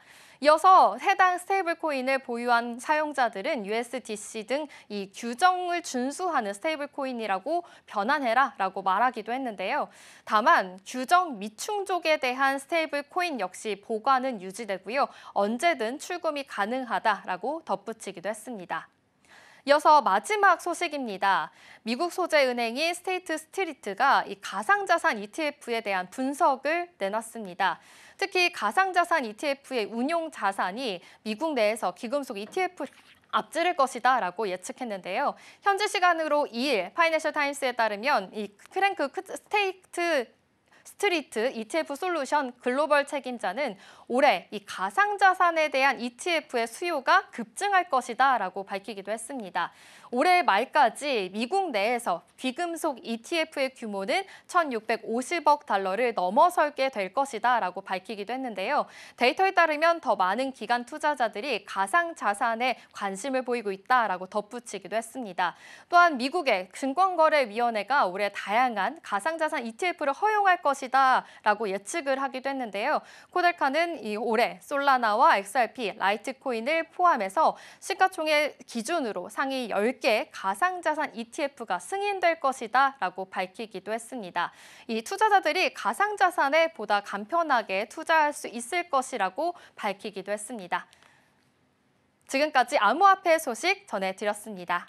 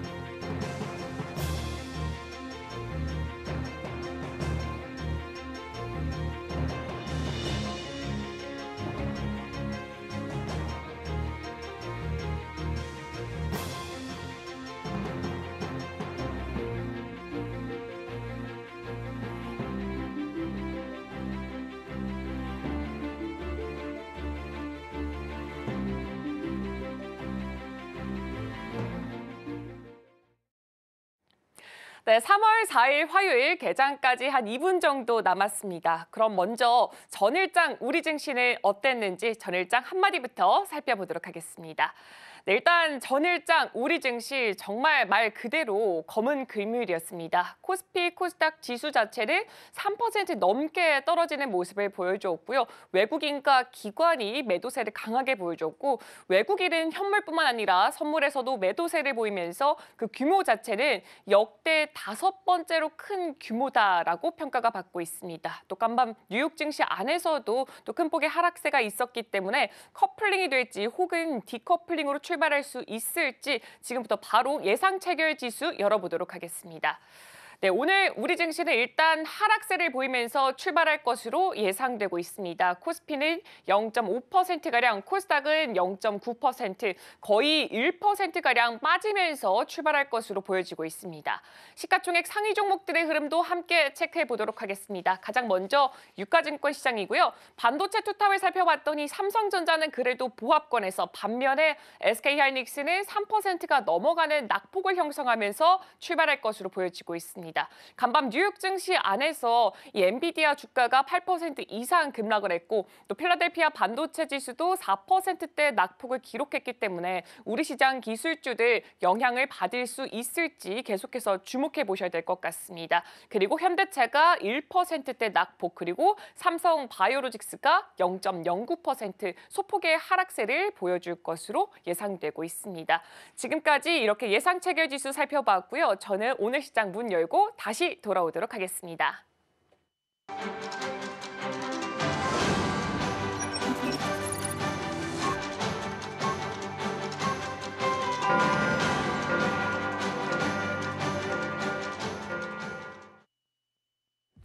네, 3월 4일 화요일 우리 시장 힘차게 문을 열었습니다. 지난주 금요일장 기준으로는 월요일까지 연휴를 앞두고 있는 상황이었기 때문에 특히나 더 보수적인 플레이가 나올 수밖에 없었습니다. 외국인 선물 매도세가 거셌습니다. 이날 같은 경우에는 규모가 꽤 컸기 때문에 걱정이 좀 될 수밖에 없었는데요. 오늘 시장 안에서 과잉 매도일지 아닐지 시장 열어보고 체크해보시면 좋지 않을까 싶습니다. 자, 그렇다면 개장 분위기 이어서 우은비 앵커 통해서 확인해 보겠습니다. 네, 가장 먼저 지수부터 바로 확인해 보도록 하겠습니다. 오늘 양시장은 여전히 하락세를 보이면서 출발하고 있습니다. 코스피는 0.42% 떨어지면서 2,522포인트 선에서 출발하고 있고요. 코스닥은 그래도 예상 체결 지수보다는 그 낙폭을 줄여냈습니다. 0.58% 하락하면서 739포인트, 740포인트를 깨트린 채로 출발하고 있습니다. 업종별 등락도 함께 체크해 보도록 하겠습니다. 가장 먼저 유가증권 시장입니다. 유가증권 시장 안에서는 그래도 음식료품 쪽에서 0.36% 강한 오름세를 보여주고 있습니다. 이 간밤 도널드 트럼프 미국 대통령이 미국으로 들어오는 모든 농산품에 대해서 관세를 4월 2일부터 부과하겠다라고 발표한 만큼 농산품과 관련된 종목들 그리고 업종들의 흐름 오늘장 안에서 어떻게 움직일지 체크해 보시면 좋을 것 같습니다. 그리고 종이목재와 화학 쪽에서는 0.5% 내외의 강한 낙폭을 형성하고 있고요. 의약품과 섬유의복 쪽에서는 0.1%대 하락세를 보이면서 출발하고 있습니다. 다음 업종들도 함께 체크해 보도록 하겠습니다. 다음 업종들 살펴봤더니 그래도 올라가는 업종들이 보여지고 있습니다. 운수장비가 1.78%, 철강과 금속 쪽에서 0.3% 오름세를 보여주고 있지만 다른 업종들을 살펴봤더니 기계라던가 전기전자처럼 이 유가증권 시장 안에서 시가총액이 큰 종목들, 그 업종들이 낙폭을 꽤나 크게 형성하고 있습니다. 코스닥 업종들도 함께 체크해 보도록 하겠습니다. 코스닥 업종은 전반적으로 부진한 흐름으로 보여지고 있습니다. 제조가 1% 넘게, 건설과 유통, 금융도 나란히 지금 하락폭을 보여주고 있습니다. 다음 업종들도 함께 체크해 보도록 하겠습니다. 다음 업종들 살펴봤더니 그래도 상승부를 킨 업종들이 몇몇 개 존재하는데요. 음식료 담배가 0.05%, 그리고 섬유의류가 0.08%, 출판 매체 복제가 가장 높습니다. 1.43% 오름폭을 보여주면서 출발하고 있지만 종이목재라던가 화학 쪽에서는 다소 부진한 출발이 보여지고 있습니다. 시가총액 상위 종목들의 흐름도 함께 체크해 보도록 하겠습니다. 가장 먼저 유가증권 시장이고요. 오늘장은 일단 반도체 수탑이 모두 다 하락불을 키면서 출발하고 있습니다. 반면에 삼성바이오로직스 같은 경우에는 그래도 오름폭이 형성되어 있습니다. 일단 삼성전자 같은 경우에 이 갤럭시 S25 시리즈가 국내에서만 100만 대가 판매된 것으로 나타났습니다. 역대 갤럭시 시리즈 가운데 가장 빠른 속도로 판매량 100만 대를 돌파했다라는 소식인 점 한번 체크해 보시면 좋을 것 같고요. 두 번째로 이 삼성전자 인도법인 같은 경우에는 이 지난해 매출이 공개가 됐는데 매출은 12%, 순이익이 22%나 증가했다라고 합니다. 그리고 SK하이닉스 같은 경우에 3%대 낙폭 보여주고 있습니다. 청주 M8처럼 이렇게 기존 공장을 개조를 해서 HBM 라인을 증설할 것이다라고 발표를 했습니다. 왠가 살펴봤더니 엔비디아라던가 브로드컴처럼 빅테크 기업들의 급증하는 수요에 대비하겠다라는 움직임으로 보여지고 있습니다. 그리고 SK하이닉스 아메리카 같은 경우에는 작년 매출이 전년 대비했을 때 2.6%나 증가했다고 합니다. 그리고 LG에너지솔루션 같은 경우에는 지금 1.7% 정도 떨어지고 있습니다. 인터배터리 2025에서 차세대 원통형 배터리라고 불리는 이 46 시리즈를 발표할 예정이라고 합니다. 기존의 2170 배터리 대비했을 때 에너지 효율과 출력이 최소 5배 이상 높아진 것이 특징이라고 합니다. 그리고 현대차는 1.09% 꽤나 큰 폭의 하락세를 보여주고 있는데요. 현대차와 기아의 2월 미국 판매량이 13만 대를 돌파를 했습니다. 이렇게 되면서 5개월 연속해서 최대 기록의 실적을 달성했다라고 평가받고 있습니다. 이어서 코스닥 시가총액 상위 종목들의 흐름도 함께 체크해 보도록 하겠습니다. 네, 코스닥 시장 안에서는 HLB만이 유일하게 상승부를 켜고 있습니다. 일단 에코프로비엠의 주가가 지난 금요일에 11%가량 떨어지게 되면서 HLB가 시가총액 2위 자리까지 올라오게 됐습니다. 또한 FDA의 신약 허가 법정 기한인 20일이 점차 다가오고 있습니다. 그렇게 되면서 시장에서 기대감도 함께 몰려지고 있고요. 현재 주가는 89,800원 선 지나가고 있습니다. 에코프로 비행 같은 경우에는 이 코스피 이전 상장을 위해서 예비 심사 신청을 철회했다라고 발표를 하게 됐습니다. 지난해 11월에 신청했던 이후에 약 3개월 만에 철회를 결정을 했는데 그 이유를 살펴봤더니 여러 여건을 고려해서 철회를 했고 경영 실적 개선한 이후에 다시금 신청을 할 예정이다라고 발표를 했습니다. 지금 전일장에서는 주가가 11% 넘게 떨어졌고 오늘장 안에서는 2.1% 정도 떨어지고 있습니다.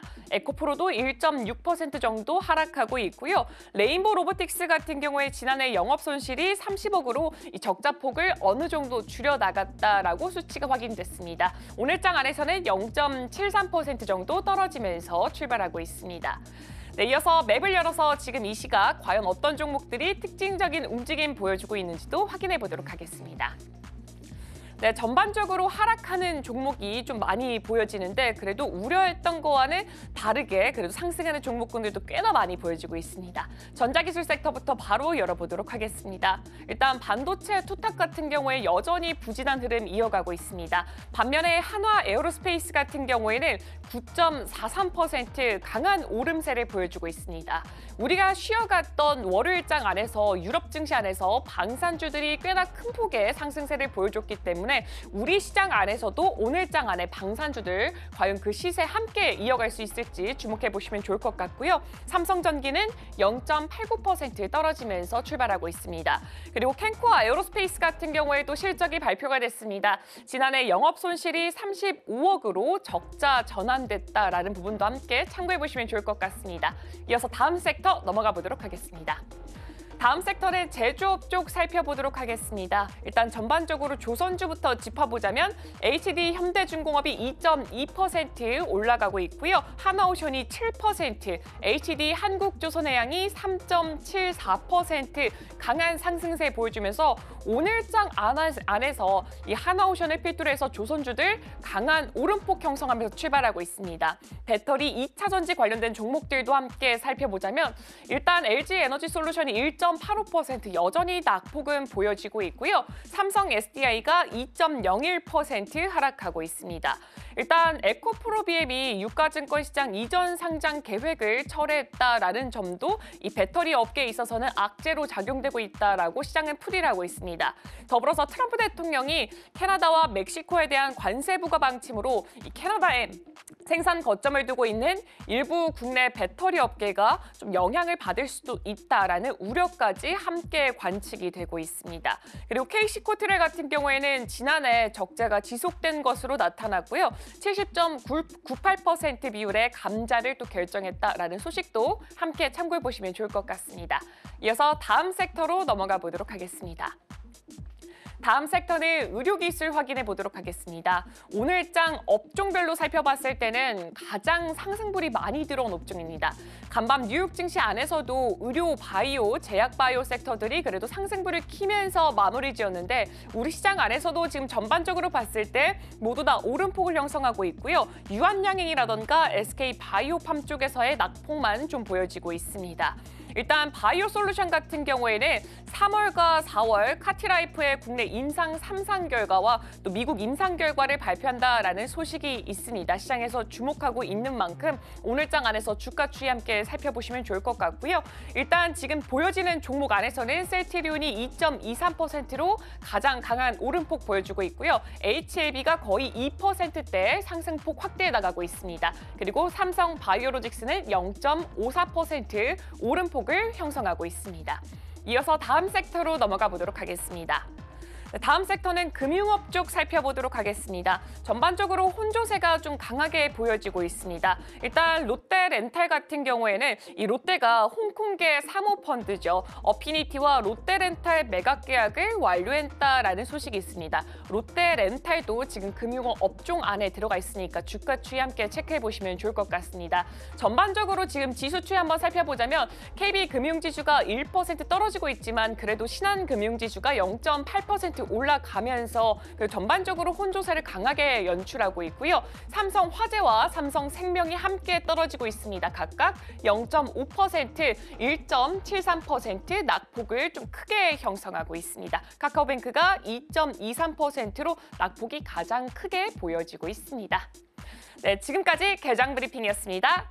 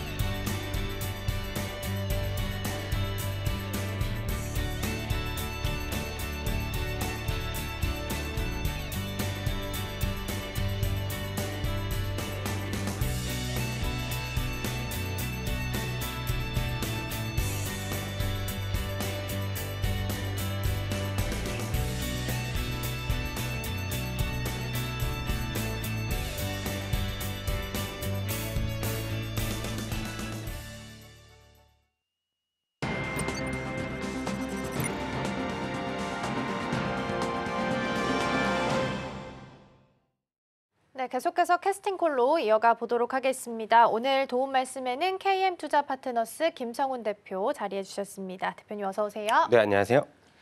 네, 연휴 잘 보내고 왔더니 그 사이에 미국 시장은 좀 많이 떨어져 있었습니다. 오늘 우리 시장도 이 정도만 잘 버틴다고 해야 할지 코스피는 그래도 약보합, 코스닥은 1% 넘게 빠지고 있는 상황이고요. 코스피는 일단 외국인이 좀 들어오고 있고 선물 쪽에서도 일단 매수 포지션은 찍혀 있는데 전반적인 분위기 좀 어떻게 해석을 해야 될까요? 네, 생각보다 양호한 전개인 것 같아서 이 정도면 버틴다. 네, 네. 일단 어제 일본 증시도 이제 조선이라든가 방산주를 필두해서 상승폭을 보여왔는데 국내 증시 같은 경우도 이제 중국의 관세 10%의 추가 관세를 이제 매기면서 어느 정도 호퍼에 대한 우회 경로를 통해서 중국의 이런 그 관련된 칩들이 이제 내장돼 있어서 상대적으로 봤을 때는 저가 칩까지도 중국을 제재할 수 있는 우려감들이 나오면서 국내 시장에서는 반도체 업종들은 그렇게 뭐 상승폭이 이제 제한된 흐름들은 계속 장기간 이어질 수 있는 반응들은 나오겠지만 아까 말씀드렸듯이 나토의 이런 국방비 증액이라든지 아니면 뭐 중국의 제재에서 반사이익을 받을 수 있는 조선 업종이라든지 관련돼서 이제 오늘부터 중국의 양해가 또 이제 실시가 되는데 그런 관련주들의 흐름도에서 본다면은 뭐 엔터주라든지 게임주 근데 오늘 보니까 엔터주들은 상대적으로 지난주부터 관련돼서 모멘텀을 받으면서 상승을 했는지 몰라도 일부 차익 실현은 나오고 있지만은 일단 차익 실현이 오히려 또 매수의 기회로 작용할 수 있는 좋은 모멘텀들이 지금 다양하게 혼재하고 있으니까 사실상 이런 이제 관세에 대해서 사실 무관한 종목들에 대해서 관심은 일단 계속 가져보는 것이 중요하고요.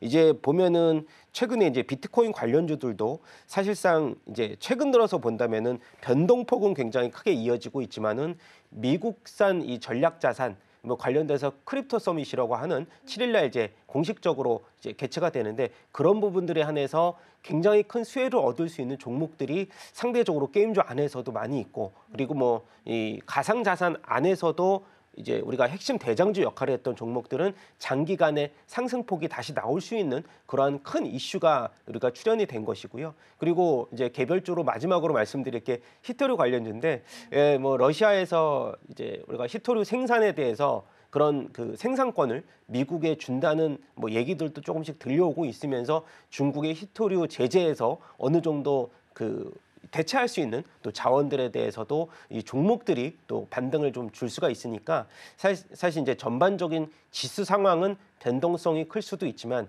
그래서 관련돼서 본다면은 이제 시장의 불확실성 때문에 미국의 국채 금리는 하락한 반면에 이제 상대적으로 국내에서는 그러한 모멘텀을 대체할 수 있을 만한 이제 자원들에 대해서도 우리가 관심을 가져본다면 우크라이나 재건 관련주들도 뭐 상대적으로 낙폭이 조금 있다라고 하면은 종전에 대한 기대감은 계속 높아질 수 있으니까 이런 관련주들에 대해서 중심으로 낙폭이 과대된다면은 그 과대전 저점을 계기로 해서 이제 어느 정도의 뭐 바운드를 우리가 수익을 얻을 수 있는 구간들도 한번 계속해서 체크를 해보는 것도 중요한 이제 투자 요소라고 생각이 되고 있습니다. 네, 시장 안에서는 일단은 관세에 대한 우려가 지금 높아지고 있는 상황이기 때문에 다양한 뉴스 플로우 체크 그리고 관세 무관한 섹터에 대해서는 지속적인 관심이 좀 필요하다라고 말씀을 좀 주셨습니다. 일단 전반적으로 지수만 놓고 봤을 때는 오늘 다시 상승으로 전환을 시켰네요. 0.12% 2,535선까지 지금 올라온 상황인데 2,600선 지지하고 뭐 2,700선 가나 이야기했던 게 얼마 전인데 사실 지금은 2,600선 하회를 하고 있는 상황입니다. 지금까지 연기금 수급으로 대부분 좀 올라왔었는데 외국인 코스피 순매도가 지금 7개월째 유지가 되고 있다라고 하고요. 코스피에서 외국인 비중이 코로나 시기를 제외하고는 지금이 가장 낮은 비중을 좀 차지하고 있다라고 합니다. 그렇다면 오늘은 외국인 투자자가 현물에서 그리고 선물에서 좀 들어오고 있긴 한데 이 매도세가 어느 정도 클라이막스를 찍었고 이제 다시 돌아올 수 있다라고 봐야 되는지 아니면 여전히 클라이막스의 고점이 더 높이 찍힐 수도 있다라는 부분을 좀 감안해야 될지 어떻게 보실까요? 뭐 이제 환율의 안정화가 일단 첫 번째로 얘기가 나와야 될 것 같고 그 다음에 저희가 과거에 이제 레퍼런스를 봤을 때 공매도가 일정 부분 재개가 돼야 공매도 재개 이후에 두 가지입니다. 이제 롱숏 전략. 이제 최근 들어서 보니까 롱숏 펀드의 잔고가 계속 쌓여가고 있다는 점도 되게 긍정적이고요. 그리고 MSCI 선진국 지수에 편입이 되려면 이 공매도에 대해 재개에 대한 이 필요 조건이 하나가 추가가 됩니다. 그렇기 때문에 사실 이런 부분들이 외국인들의 수급이 지속적으로 들어올 수 있는 하나의 여지가 우리가 그 하나를 픽한다면은 3월 31일이죠. 공매도 재개가 오히려 외국인들의 수급이 유입이 될 수 있는 하나의 뭐 시그널로 작용을 할 수 있지 않을까. 그래서 오늘 보면은 외국인들이 그래도 선물 이제 현물로 이제 양매수 흐름을 보여주고는 있지만 그 캐파가 아직까지 뭐 오전장에서는 크다라고 말할 수는 없고 그래도 선물적으로는 735억 원 뭐 긍정적인 흐름 계속 나와주는지 체크를 계속 해봐야 될 것 같고요.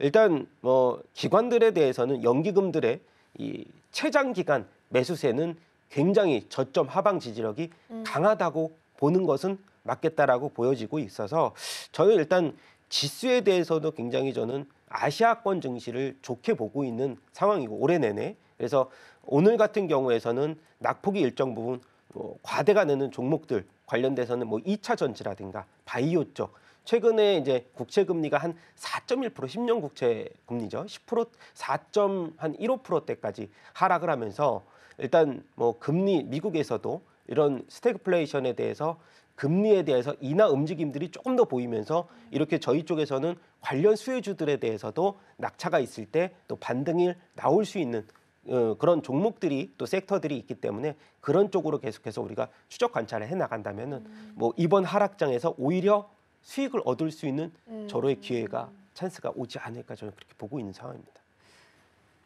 그러니까요. 근데 전략 짜기가 참 어렵지 않을까라는 생각도 좀 들긴 하는데 일단은 환율이 안정세를 찾는지 그리고 공매도 재개 이후 움직임은 어떤지 좀 보셔야 될 것 같습니다. 더불어서 이제 오늘부터 넥스트 트레이드도 시작이 됐습니다. 기존 거래소가 한국 거래소만 유일했다면 한 가지의 그 거래소가 더 생겼다라고 보시면 될 것 같고요. 앞서서 대표님께서 말씀해 주신 것처럼 이달 말부터는 공매도도 재개가 될 예정입니다. 아무래도 굵직한 변화들이 예정이 되어 있다 보니까 외국인 이나 기관 같은 큰 손들이 좀 들어오기에는 부담스러울 수도 있지 않나라는 생각도 한편으로는 좀 들어서요. 전략을 전반적으로 그럼 어떻게 세워가야 될까요? 이제 말씀을 정말 잘해 주셨는데 지금 보면은 이제 그 넥스트 트레이드 시장이 오늘 이제 종목은 얼마 안 되지만 그렇죠. 10개로 시작을 했죠. 네, 그렇죠. 그리고 이제 수수료도 아마 내달까지 무료로 알고 있는데 종목 수가 늘어나면서 시장도 이제 직장인들을 대상으로 해서 그렇죠. 트레이딩을 이제 어느 정도 할 수 있는 그 거래 활성화가 진행이 된다면은 뭐 증권주들한테도 호재고 시장에도 유동성을 계속 공급한다는 측면으로도 굉장히 큰 호재가 될 수 있어서 뭐 최근에 키움증권이라든가 이제 한국금융지주 대표적으로 이제 순이익 1조 이상을 달성한 이 대형사들이 이 시스템을 잘 구축을 해서 다음 달에 아까도 말씀드렸죠. 공매도 재개라든가 STO 토큰 관련된 시스템 이런 것들이 좋은 증권주들에게는 수익화될 수 있는 포트폴리오가 굉장히 많이 늘어났다는 점에 대해서는 증시도 그렇고 이제 우리가 거래소도 그렇고 좋은 쪽으로 우리가 해석을 하실 수가 있을 것 같은데 미국과 같은 경우도 거래소 이 개수가 굉장히 많거든요. 그쵸. 대체 거래소도 많기 때문에 그러한 부분들 선진국의 그런 그 금융 시스템을 좀 잘 따라간다고 하면은 뭐 아까도 외국인들이 부재가 어느 정도 이제 리스크가 좀 해소가 될 수 있는 좋은 방향으로 계속 저는 이 대체 거래소에 대해서도 좀 캐파가 앞으로 올해 내내 좀 종목 수도 커지고 한다면은 그러한 종목들 중심으로도 또 거래 활성화 유도가 될 수 있는 좋은 점을 우리가 픽을 종목들에 대해서도 거기에서 또 하나의 힌트를 좋은 힌트를 얻을 수 있다고 저는 생각이 되고 있습니다. 어떻게 보면 유동성이 확대된다라는 측면에 있어서는 더 긍정적인 말씀을 좀 주셨습니다. 그리고 또 오늘 굵직한 이벤트 중 하나가 또 양회에 앞서서 말씀을 좀 해주시긴 했는데 양회가 시작이 좀 됩니다. 지금 기대감 속에 위안화는 그래도 강세를 좀 보이고 있는데 일부 증권사 리포트를 보면 3월에는 오히려 중국 소비주를 보는 게 좋을 수도 있다라는 좋은 전략일 수 있다라는 코멘트가 있는데 중국 소비주들 3월 달에는 대체적으로 좀 피해 갈 수 있는 좀 섹터가 될 수 있을까요? 네, 보면은 이제 중국에서도 지금 미국과의 대립이 너무 극에 달한 상황이라서 이번에 양해를 통해서 어느 정도의 재정 정책에 대해서 굉장히 큰 드라이브를 걸 수도 있고 거기에서 두 가지입니다. 이제 AI에 대한 투자 지원 그리고 또 하나가 이구환신 정책인데 AI에 대한 투자 지원이 국내 반도체주들한테는 굉장히 좋은 또 호재로 작용을 할 수도 있을 것 같아요. 가속기에 대한 수요가 계속해서 증대된다는 차원에서는 뭐 HBM에 대한 또 이 공급이 계속해서 늘려야 되는 상황이고 국내 HBM 뭐 삼성전자라든가 이제 SK 하이닉스 뭐 둘 중 하나에서는 이제 범용에 대해서는 당연히 삼성전자의 수요일 수 있지만은 계속해서 미국과의 중국의 AI 격차가 1년 안팎으로 좁아들수록 그러한 이 HBM의 고성능 수요가 좀 늘어날 수도 있다는 측면에서는 뭐 삼성전자와 SK하이닉스 둘 다 수혜를 볼 수 있는 좋은 하나의 이벤트가 되지 않을까 싶고요. 뭐 또 하나가 제가 이제 말씀드렸듯이 중국에서는 이구환신 정책을 통해서 가전이라든가 모바일 쪽에 이제 교체 수요가 굉장히 활발하게 진행이 될수록 관련주들의 흐름 그리고 최근 들어서 보면은 이제 이 중국이 한한령을 해제를 하기를 어느 정도 이제 이 7년 만이죠. 그래서 그런 관련주들에 대해서는 본다면은 오히려 현재로서는 게임주도 그렇고 이제 엔터주도 그런 수혜를 받을 것이다라고 했지만 이제 지난주죠. 지난주에 실적의 모멘텀을 앞세운 화장품이라든지 아니면 홈 디바이스 이제 스킨 부스트라고 하고는 종목들도 반등세를 가파르게 이어지는 모습들 보이면서 한한령에 대한 수혜 섹터가 좀 더 확대되고 있다는 점도 우리가 한 번 더 이 중국에서의 모멘텀이 이번에 이제 양회를 통해서 어느 정도 강화가 되고 거기에서 수혜받을 섹터에 대해서 옥석 가리기가 한 번은 또 진행이 될 수 있는 부분도 그래서 화장품주들을 보면은 예전에는 중국의 매출이 좀 커지는 기업들, 중국 매출이 좀 큰 기업들이 오히려 약세를 보였지만 이번에는 중국에서 매출 비중이 큰데 적자가 뭐 흑자로 돌아선다거나 적자 폭이 축소가 되는 종목들 그중에서 대표적인 종목이 뭐 아모레퍼시픽도 있을 거고 LG생활건강도 있을 거고 그래서 그런 종목들 위주로서도 반등폭이 조금 더 가속화되는지 그것도 한번 체크를 해보시기 바랍니다. 이전에는 화장품 하면 미국 쪽 비중 높은 종목들 위주로 좀 봤었는데 이번에는 반대로 중국에 대한 기대감 속에 중국 쪽 비중 높은 쪽도 좀 보셔야 될 것 같습니다. 반도체는 사실 수출 데이터가 좋진 않았어요. 비수기였기 때문에. 근데 오늘 이제 투탑 먼저 보면 삼성전자는 약보합 그래도 55,000원은 깼지만 54,300원 1,700원 선이고요. SK 하이닉스는 1.6% 18만 7,100원 선에서 지금 움직임을 보이고 있습니다. 어쨌든 엔비디아 이익률 문제 전망치에 대해서 좀 발목을 잡게 되면서 지금 속도 자체가 느려졌다라는 부분에 우려감이 좀 높아지고 있는 것 같거든요. 그러면 지금 AI 하드웨어, 좀 크게 봐서 소프트웨어까지 본다면 지금 내러티브가 훼손이 된 건지 아니면 그냥 잠깐의 수급 이탈로 파악을 해야 되는지 어느 쪽으로 좀 무게추를 두면 좋을까요? 네, 이거는 뭐 보편적으로 다 아실 겁니다. 뭐 내러티브 훼손은 아닌 것 같고요. 이 시계열의 문제인 것 같아서. 잠깐의. 네, 근데 눈높이가 그동안에 너무 높았는데 저는 뭐 매출 총 이익률이 70% 이상이면 그런 기업들을 어디서 찾을까라는 그렇죠. 생각은 갖고 있습니다. 그리고 엔비디아가 주가가 작년 뭐 8월 이후 11월 달 이후부터도 계속해서 150달러에서 뭐 120달러였고 횡보세를 보였지만은 저는 쉬는 구간도 충분히 필요할 거고 아까 말씀드렸듯이 중국도 연구소 내에서 이 호퍼 칩을 막 쌓아놓고 이렇게 재고를 쌓아놓는다는 점이 뭐 다시 말하자면 그렇게 중요하기 때문에 쌓아놓는 건데 그런 부분을 대체할 수 있는 이 칩 개발이 단기간에 나올 수 있는가? 그것도 없거든요. 그래서 지금 보면은 블랙웰은 뭐 서프라이즈를 기록하면서 판매 계획도 계속해서 유지가 되고 있는 상황이고 뭐 가이던스가 일부 훼손이 될 수는 있겠지만 그것이 훼손된다는 의미보다는 좀 시간적 여유를 갖고 다시 레깅을 좀 더 좁힐 수 있는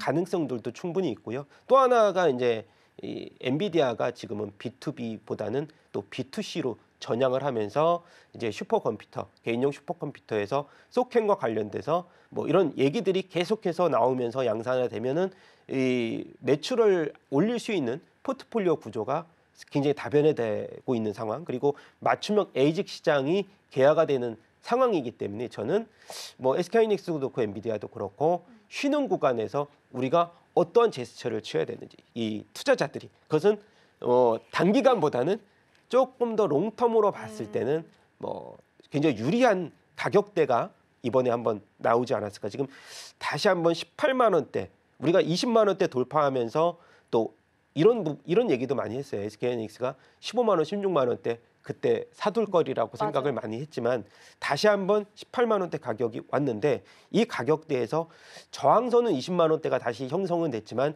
추가 하락 시에는 이제 편안하게 우리가 수익을 가져갈 수 있는 뭐 부분으로 본다면 SK하이닉스가 뭐 17만 원대 이하에서는 한 번 더 우리가 매수해야 할 수 있는 또 수익화를 진행할 수 있는 가격대가 나오지 않을까 그렇게 보고 있는 상황입니다.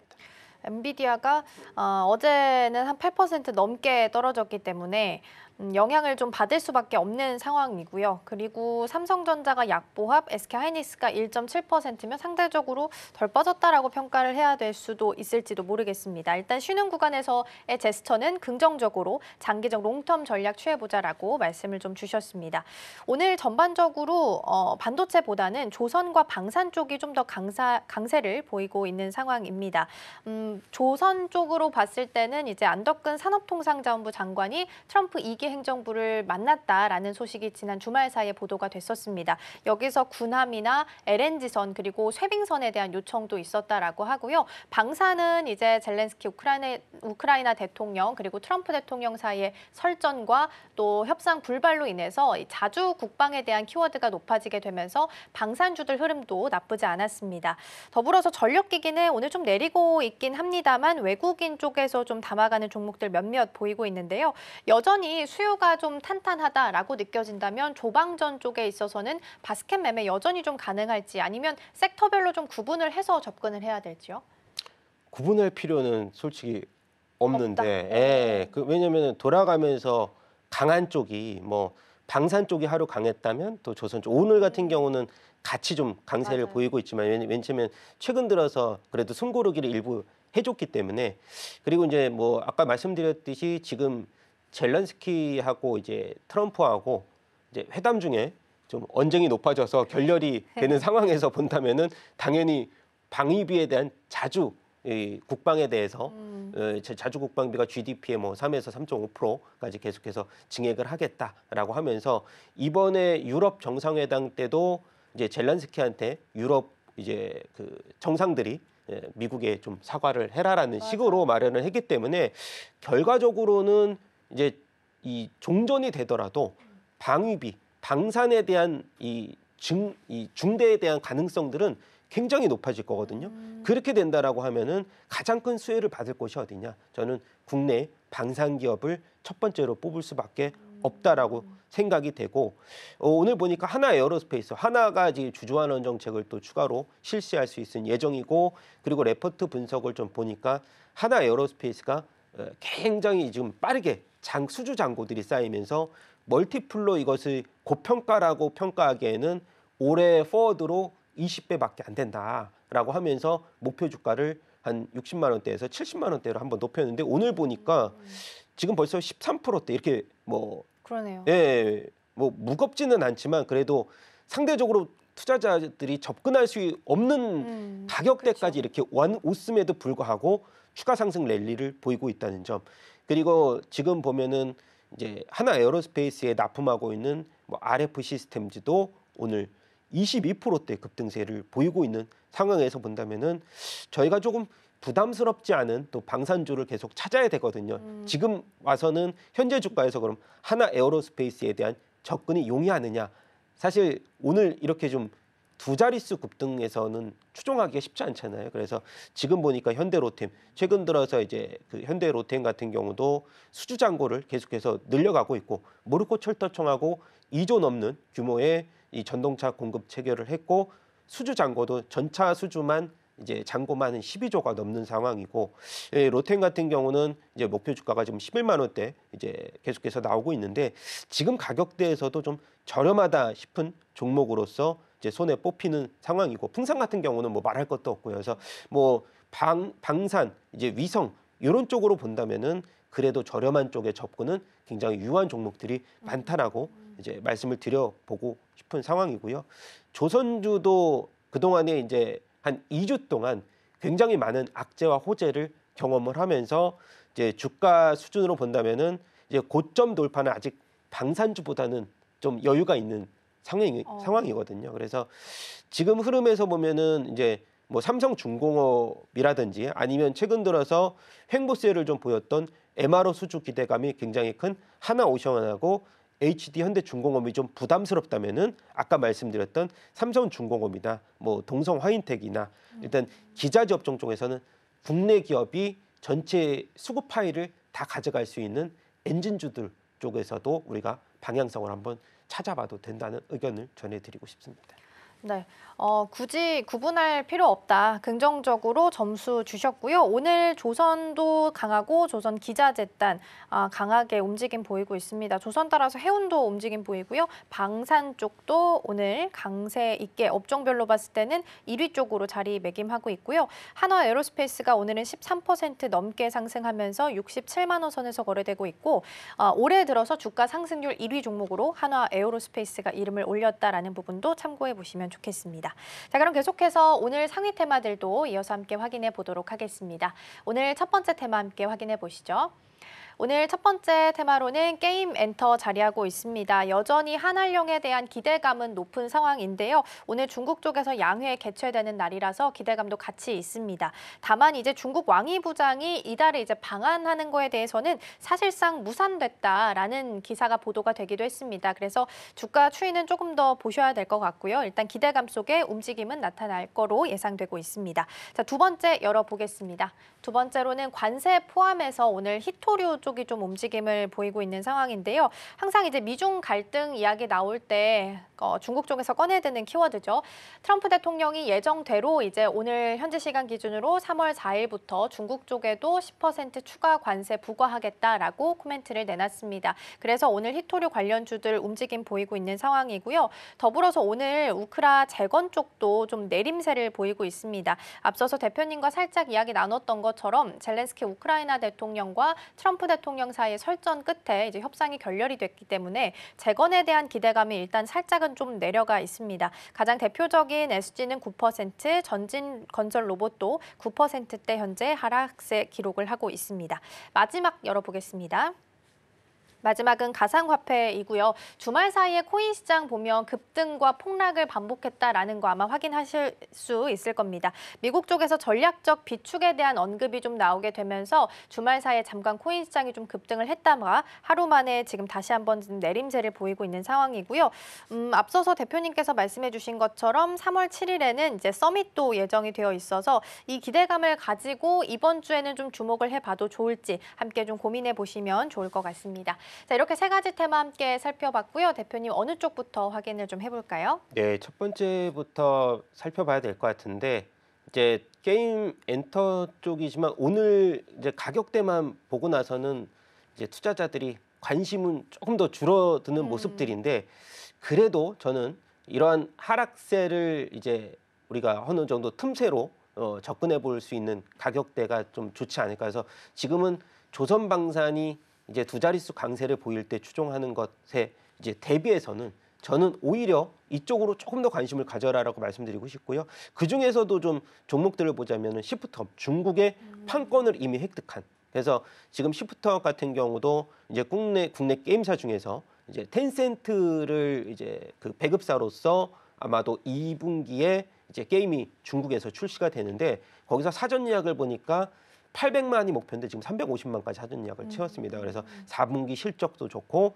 일본에서도 성공 신화를 이제 계속해서 보여줬던 승리의 여신 니케에 대해서 좀 더 좋은 평가 그리고 지분율이 이 에이스빌이라고 텐센트 자회사죠. 34% 갖고 있습니다. 그래서 그런 부분들 그다음에 뭐 크래프톤이 대장주의 역할을 하다가 최근 들어서 좀 주춤한 모습들을 보여주고 있는데 제가 아까도 말씀드렸듯이 중국과의 이런 그 배급 판권을 보자면은 NC소프트의 리니지2가 이제 중국 판업 발급을 받았거든요. 그래서 그런 부분들도 한번 체크를 해보시는데 사실 이제 NC소프트가 최근 들어서 실적 부진의 여파를 계속 겪고 있기 때문에 저는 이쪽보다는 아까 말씀드렸던 이제 이 모멘텀 플레이의 또 이 펀더멘탈까지 보유한 시프트업과 뭐 대부 시스템즈 그리고 컴투스 관련주는 이제 이 비트코인과 연관성이 굉장히 깊잖아요. 그래서 이제 이 코인베이스를 지분 소유를 하고 있는 네. 종목들이기 때문에 양쪽의 양날개의 수혜를 얻을 수 있는 종목들도 한번 관심을 갖되 마지막으로 아까 말씀드렸듯이 그 지금 엔터주 쪽에서는 고점 대비해서 낙폭이 일부분은 있지만은 거기에서도 제가 옥석가리기라고 좀 말씀드렸는데 하이브 쪽은 일단 좀 어느 정도 조정 시에마다 계속해서 매수 관점으로 봐야 된다. 뭐 이유는 너무 많이 말씀을 드려서 제이홉이 이번에 나 혼자 산다 나온 거 보셔서 아시겠지만 예, 복귀가 얼마 안 남았습니다. 예, 좋은 모습으로 네. 복귀를 할 수 있을 것으로 보입니다. 아, 그렇다면 차라리 오늘이 더 기회가 될 수도 있을 것 같네요. 그래서인지 차트상으로 봤을 때도 하이브 같은 경우에는 아래꼬리 달리면서 움직임 좀 보이고 있는 상황입니다. 근데 미국 쪽에서 지금 자금이 좀 많이 빠져나오고 있잖아요. 이게 아시아로 가고 그리고 그중에서도 좀 PER이 낮은 중국 쪽으로 갈 가능성도 높다라고 이야기가 좀 나오고 있습니다. 그래서인지 실제로 알리바바 주가 봐도 굉장히 급하게 올라온 감도 있고 ETF 관련해서 수익률도 나쁘지 않다 그래서 중국 관련해서 중국 쪽으로 자금 이동이 실제적으로 일어나고 있다라고 좀 보시는지 먼저 궁금하거든요. 뭐 중국이 워낙에 멀티플이 쌌었잖아요. 알리바바도 그렇고 텐센트도 그렇고 원래 10배 이하에서 이제 움직임이 좀 둔화됐다가 근데 이번에 상승했던 계기가 사실 뭐 멀티플이 싸다고 상승한 건 아니고 딥시크 출현 이후에 급등 랠리를 보였었거든요. 빅테크 이게 다 같이 오른 게 아니고 항생 테크 위주로서 반등폭을 보였기 때문에 중국에 관련된 섹터들도 지금 흐름에 올해 같은 경우는 뭐 부동산, 금융 다 같이 보는 것보다는 섹터를 중심으로 아까도 제가 양회에서 어느 부분을 주목했냐면 AI의 지원이 확대될 맞네요. 것이다. 미국과의 격차를 지금 빠르게 줄이고 있기 때문에 오히려 미국보다 속도면으로 봤을 때는 성장으로 봤을 때는 굉장히 중국이 좀 점수를 저는 더 많이 드리고 싶은 국가 중에 하나이기 때문에 그런 부분 중심으로서 투자 전략을 좀 더 우리가 짜 나가야 될 것 같고 지금 여기 ETF도 중국 항생테크 다 상장이 돼 있기 때문에 그런 부분들도 이제 종목 하나를 픽하기보다는 그런 ETF를 중심으로서 한번 중요하게 저희가 트래킹해 보는 것도 중요합니다. 그렇죠. PER은 좀 낮아서 매력도가 좀 부각이 좀 되고 있는 것 같고요. 양회에서 AI 관련해서 지원책이 나오는지를 좀 보셔야 될 것 같습니다. 제2의 딥시크가 나올 것인가 이런 제목의 기사가 달린 것도 좀 봤는데 실제적으로 양회에서 지원책이 나올지 함께 체크해 보시면 좋지 않을까 싶습니다. 개장 분위기 살펴봤고요. 오늘 대표님은 여기서 보내드리겠습니다. 오늘 말씀 고맙습니다.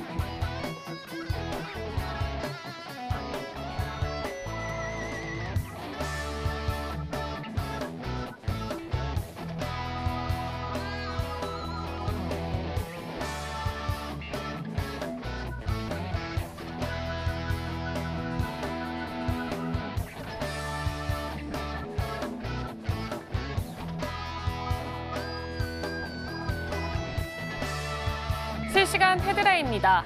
러시아 우크라이나 종전 기대감에 상승하던 재건주가 트럼프 대통령과 젤렌스키 우크라이나 대통령 간 담판이 노딜로 마무리하자 급락하는 모습을 보였습니다. 지난 1일 트럼프 대통령은 자신의 종전 구상을 받아들이지 않은 젤렌스키 대통령에게 거칠게 면박을 주었고요. 젤렌스키 대통령도 굴하지 않고 안전보장을 요구하면서 결국 회담은 노딜로 끝났습니다. 트럼프 대통령은 젤렌스키와 충돌 후 우크라이나에 대한 군사 지원을 전면 중단할 것이라고 밝혔습니다. 다음 소식입니다. 트럼프 대통령은 예고한 대로 캐나다와 멕시코에 예정대로 관세 부과를 강행하겠다고 밝혔습니다. 관세 폭탄 강행에 2차 전지주가 장 초반 약세를 보였습니다. 캐나다에 공장을 보유하거나 건설 중인 국내 2차 전지주 업체들의 수출이 타격을 받을 수 있다는 우려에 투심이 악화된 것으로 풀이되고 있습니다. 다음 소식입니다. 트럼프 대통령이 나토의 방위비 증액을 요구했다는 소식에 방산 대표주 한화 에어로스페이스 등 국내 주요 방산주들이 급등하는 모습을 보였습니다. 유럽 방위비 증액 소식과 더불어서 지난 주말 미국이 백악관을 찾은 우크라이나 대통령을 내치는 등 힘의 논리를 펼치자 미국에 더 이상 기대기 힘들다는 우려가 높아진 것이 방산주 주가 폭등을 부추긴 것으로 풀이되고 있습니다. 다음 소식입니다. 트럼프 대통령의 에너지 정책과 자국 내 공장 건설 유도 정책에 부합하는 상장사라는 분석에 휴스틸이 강세를 보이고 있습니다. 휴스틸은 석유 및 가스전 개발 수출 용도로 사용되는 API 유정관과 송유관 등을 제조하는 회사로 최근 트럼프 대통령이 키스톤 파이프라인 건설을 촉구하는 등 각종 파이프라인 건설 승인도 가속화될 전망에 장 초반 강세를 보였습니다.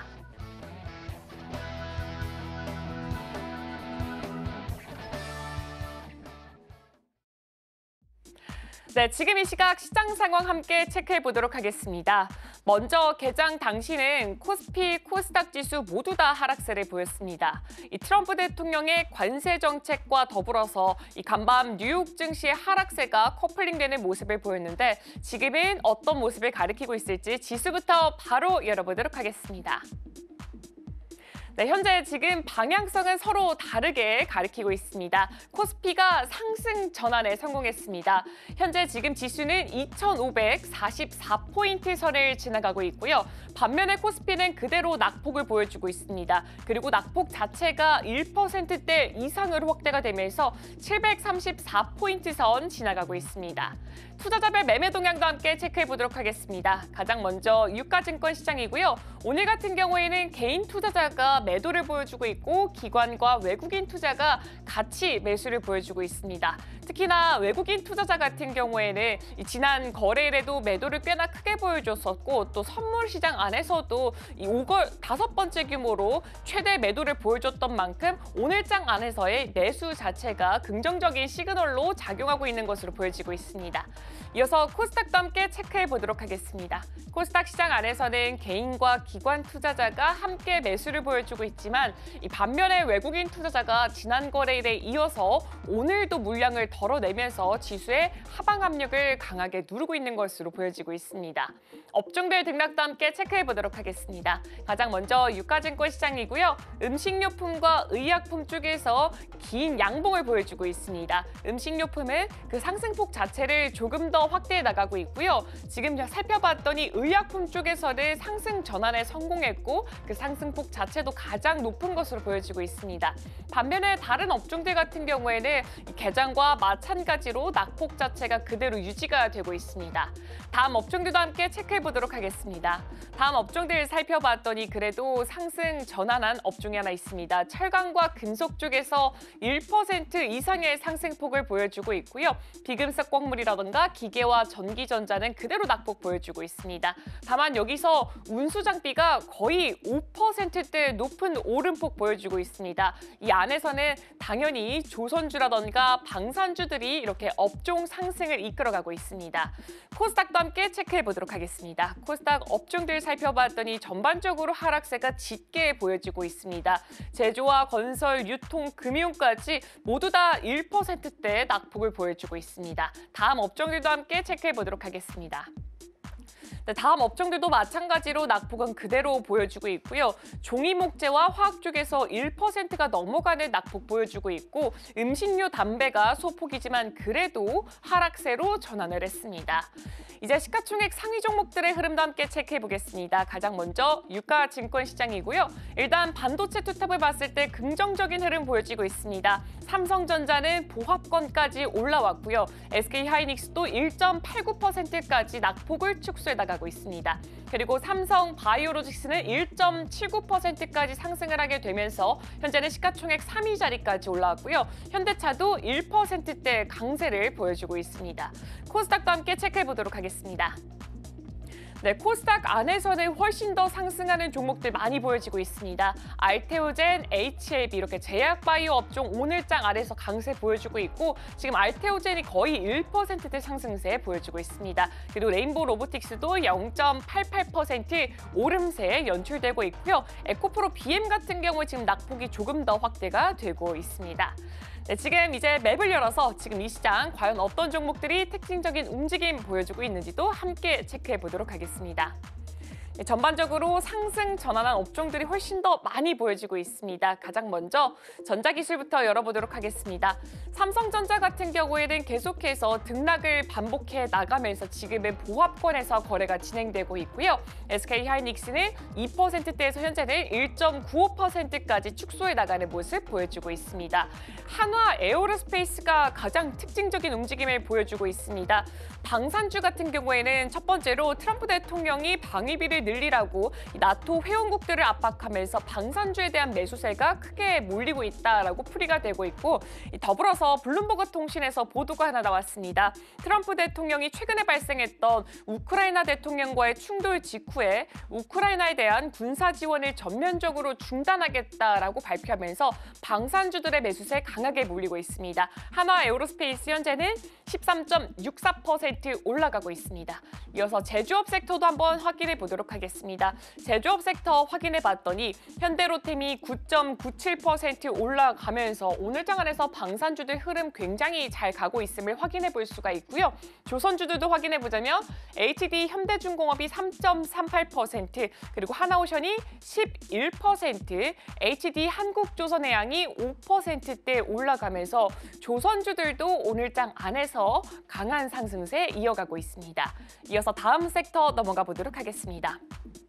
다음 섹터로는 의료기술 쪽 제약바이오 확인해 보도록 하겠습니다. 셀트리온이 3% 가까운 오름폭을 보여주고 있습니다. 고울 질환 바이오시밀러 2종이 미국 FDA의 품목 허가를 획득했다라는 소식이 오늘장 장 초반부터 들려왔습니다. 지금 주가 자체는 2.99% 올라가면서 18만 9,500원 선을 지나가고 있습니다.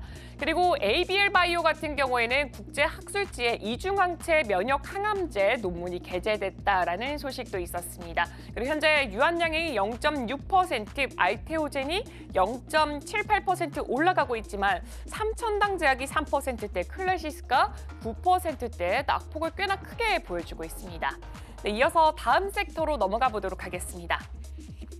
네, 다음 섹터로는 소비자 내구재 쪽 확인해 보도록 하겠습니다. 오늘장 안에서 현대차와 기아 모두 다 시세가 잘 가고 있습니다. 기아 같은 경우에는 2.68%나 오름폭을 형성하고 있고요. 한국타이어 같은 경우에도 0.4% 올라가면서 자동차 부품주들, 자동차 관련주들 오늘장 안에서 시세 잘 가는 모습 확인해 봤습니다.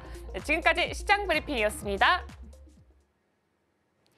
네, 오늘 우리 시장은 미국의 관세 우려에도 불구하고 코스피가 상승 전환을 시도하고 또 성공해냈습니다.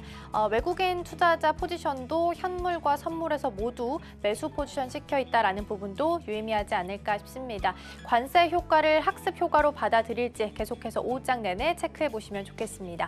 저희가 방송 중에 제공해드린 정보는 투자 판단을 위한 조언일 뿐 해당 종목의 가치와 수익률은 보장하지 않습니다. 저희는 내일 더 다양한 소식 준비해서 돌아오겠습니다. 시청해주신 여러분 고맙습니다.